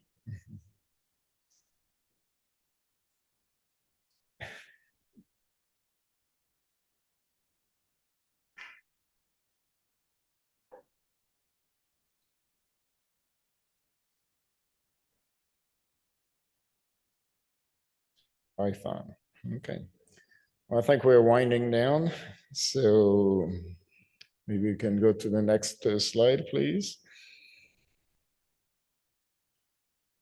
So now that, we heard that observation matter, which one is your priority? What should we measure in order to improve our ocean prediction systems?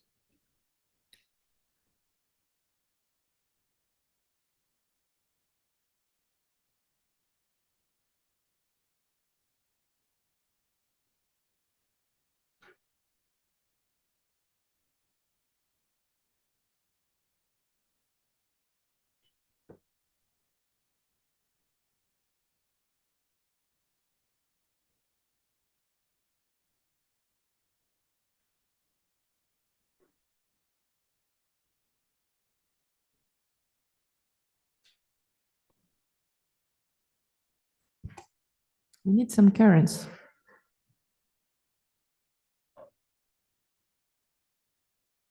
What is OWF? Ocean, what is OWF? Ocean weather forecast.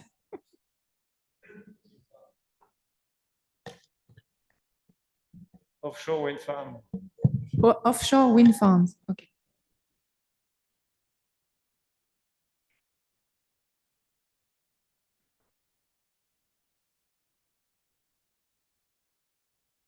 some biogeochemistry, but not only chlorophyll.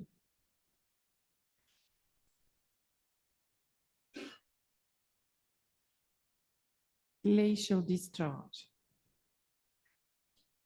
Collocated observations, different parameters.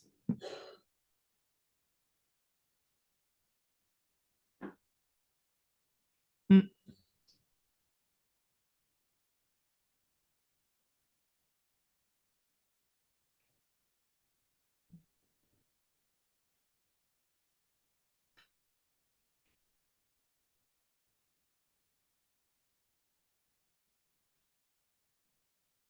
River discharge. 127. 2 participants, 5. Okay.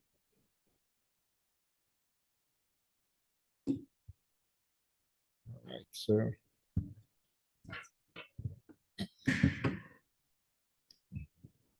All right, so we have ocean currents, subsurface measurements, salinity, ice thickness, temperature, pretty classic set of measurements. But many others have been suggested.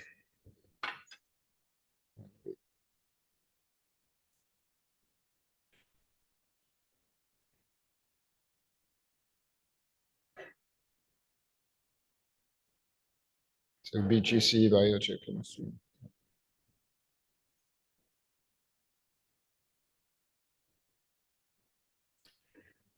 All right, I think we're ready for the next slide.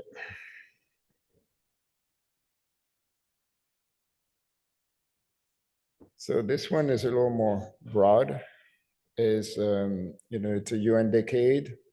4C is the decade program for OceanPredict. It's making science, ocean prediction science relevant to society. So what step would you recommend based on what you have heard this week that OceanPredict should take in order to advance 4C's objective to benefit to society?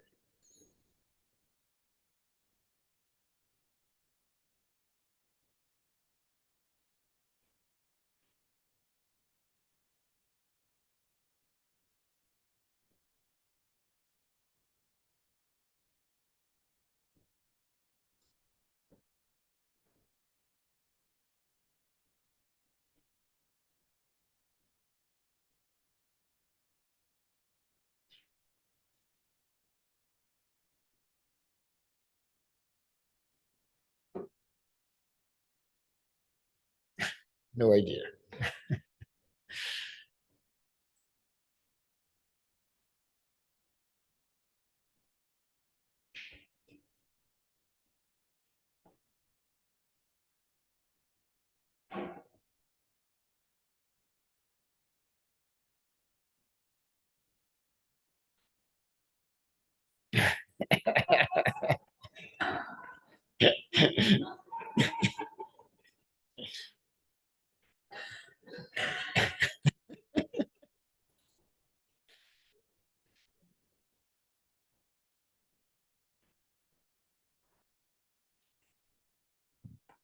Vincent, where is the moderator?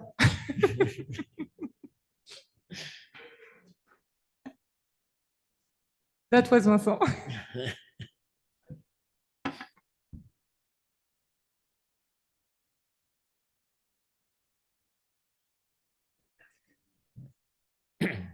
Yeah, a lot of it is communication and outreach, and that's an important part.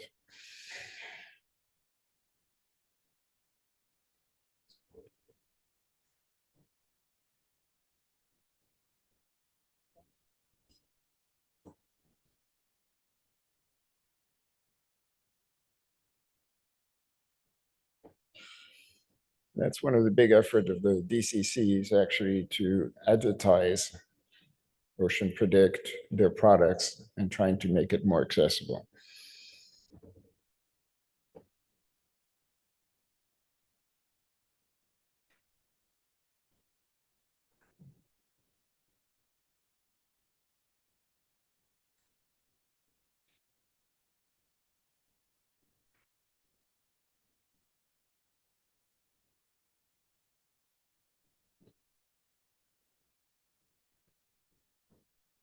right.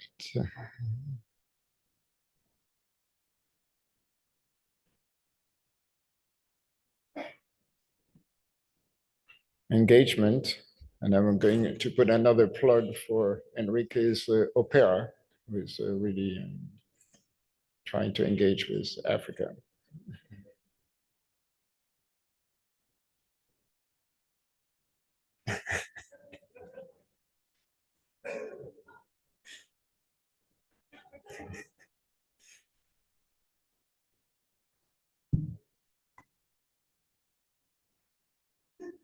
Some people wait until the last minute so that the message stays longer. All right. So let's move to the next slide, which is really a concluding slide. So you don't have to answer, but if we'd like to see it, just to see, and then it will be followed by a survey that is not going to be public or shared. I mean, the results will not be shared, but you will be able to take your time to answer questions about various aspects of the symposium.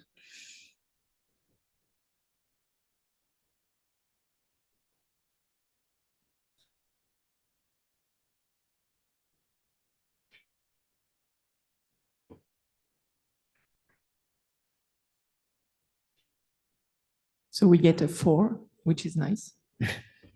But we can do better.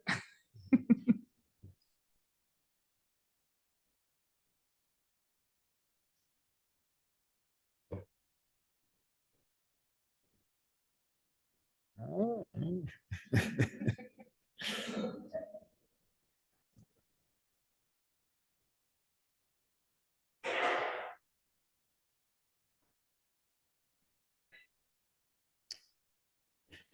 All right, so if I understood the Sligo, the way it was put together is now the next slide is actually going to go private, and you can take your time to answer the questions, right? So I think let's move to the next slide then.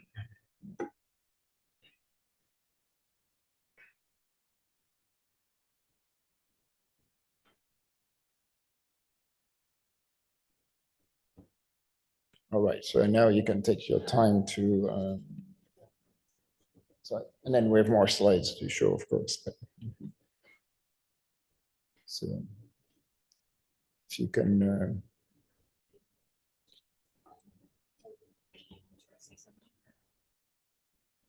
well, we can wait until the final, yeah, that's fine. Yeah. All right, so if we can put back up okay, here we go. You want to introduce it? The picture here? Yeah. Okay, Maybe you remember this moment. So this is us. I think we won our challenge to have more people on the picture than last time. So that's a large group. Very nice picture. A nice community ready to move forward and achieve new objectives. Good. So let's go. So we really hope you enjoyed the symposium, and we really thank you for staying until the very end. That's really nice, and we really enjoyed it too. So we hope we see you in 5 years. We hope we see you earlier than that, of course.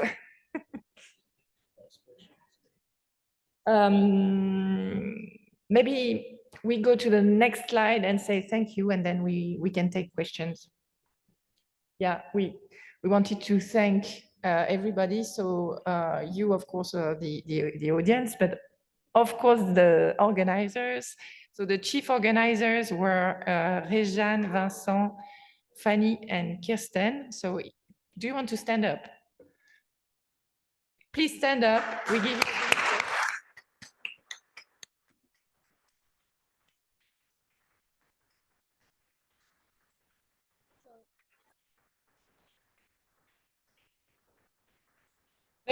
Réjeanne is online, but she we will transfer. And also all the local support team. So Enrique, Alexandra, Fanny, Vincent, Kirsten, Corinne, Véronique, Andrea, Stéphanie, Gratian, Valentina, Quentin, Charlie, Sylvain, Laurence, Karen, Coralie, Renaud, Fabrice, Cédric, and Valentin, Olivier, many more.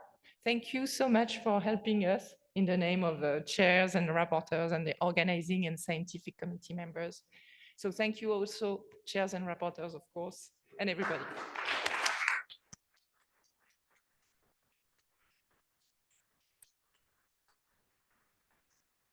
But not the least, we should thank Mary.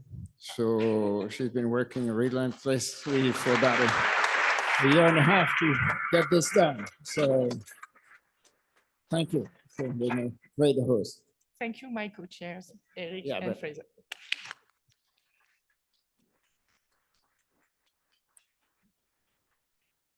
So I think now I'd like to open the floor for if anybody has a few comments, questions, or remark they would like to make. Yes, on the last slide of Marie, you mentioned that it was important to consider the observing system and to support any action that maintain the observing system. And you mentioned in particular the satellite strategies and space activities. My own perception from the very beginning of the meeting is that considering the in situ observing system, what I've heard from the NOAA guy and other guys is that there is technology, there is possibility to do many things, but from the funding perspectives that were presented and others that were discussed, we are in an era where we are in danger considering the in situ observing system. And I think that we should change a little bit your last slide, saying that maybe for the satellite strategy, there are perspectives with new missions that were presented, but for the in situ, there is technology, but there is no funds or no strong political commitment to strengthen the in situ observing system for the ocean. Yes, that's perfectly right. And I think we all agree that we need to really sustain the in situ observing system. I think it's totally right. I'm sorry if it's not really clear from my slide, but maybe that was somewhere else in the slide or the slide before. But yes, sure. Completely in agreement. I mean, it's a recommendation that should be put forward. Any other comment, question?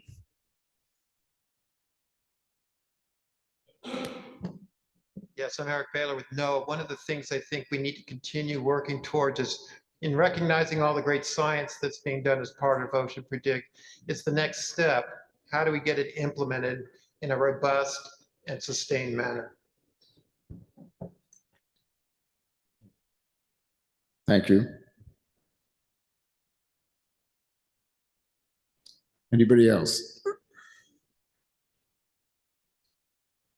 All right. If not, let's thank you all for participating. Great presentation and everything. So, please enjoy the evening in Paris under the snow. All right. And do not hesitate to, if there were issues or feedback you want to give us, do not hesitate with the survey or later on, you can tell us if something went wrong or whatever. Okay? How we can improve.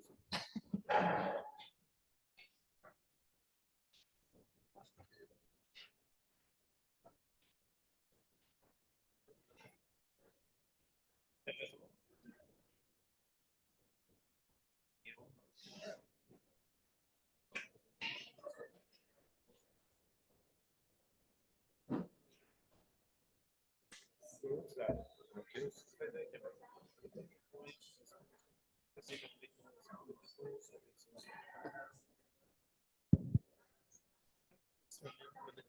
je pense que fait que du classique. Honnêtement, dans le classique, on n'a pas souvent des meetings. Et quand on réunisse, on parle de mettre le classique. C'est ça qu'on fait. C'est la seule chose qu'on fait.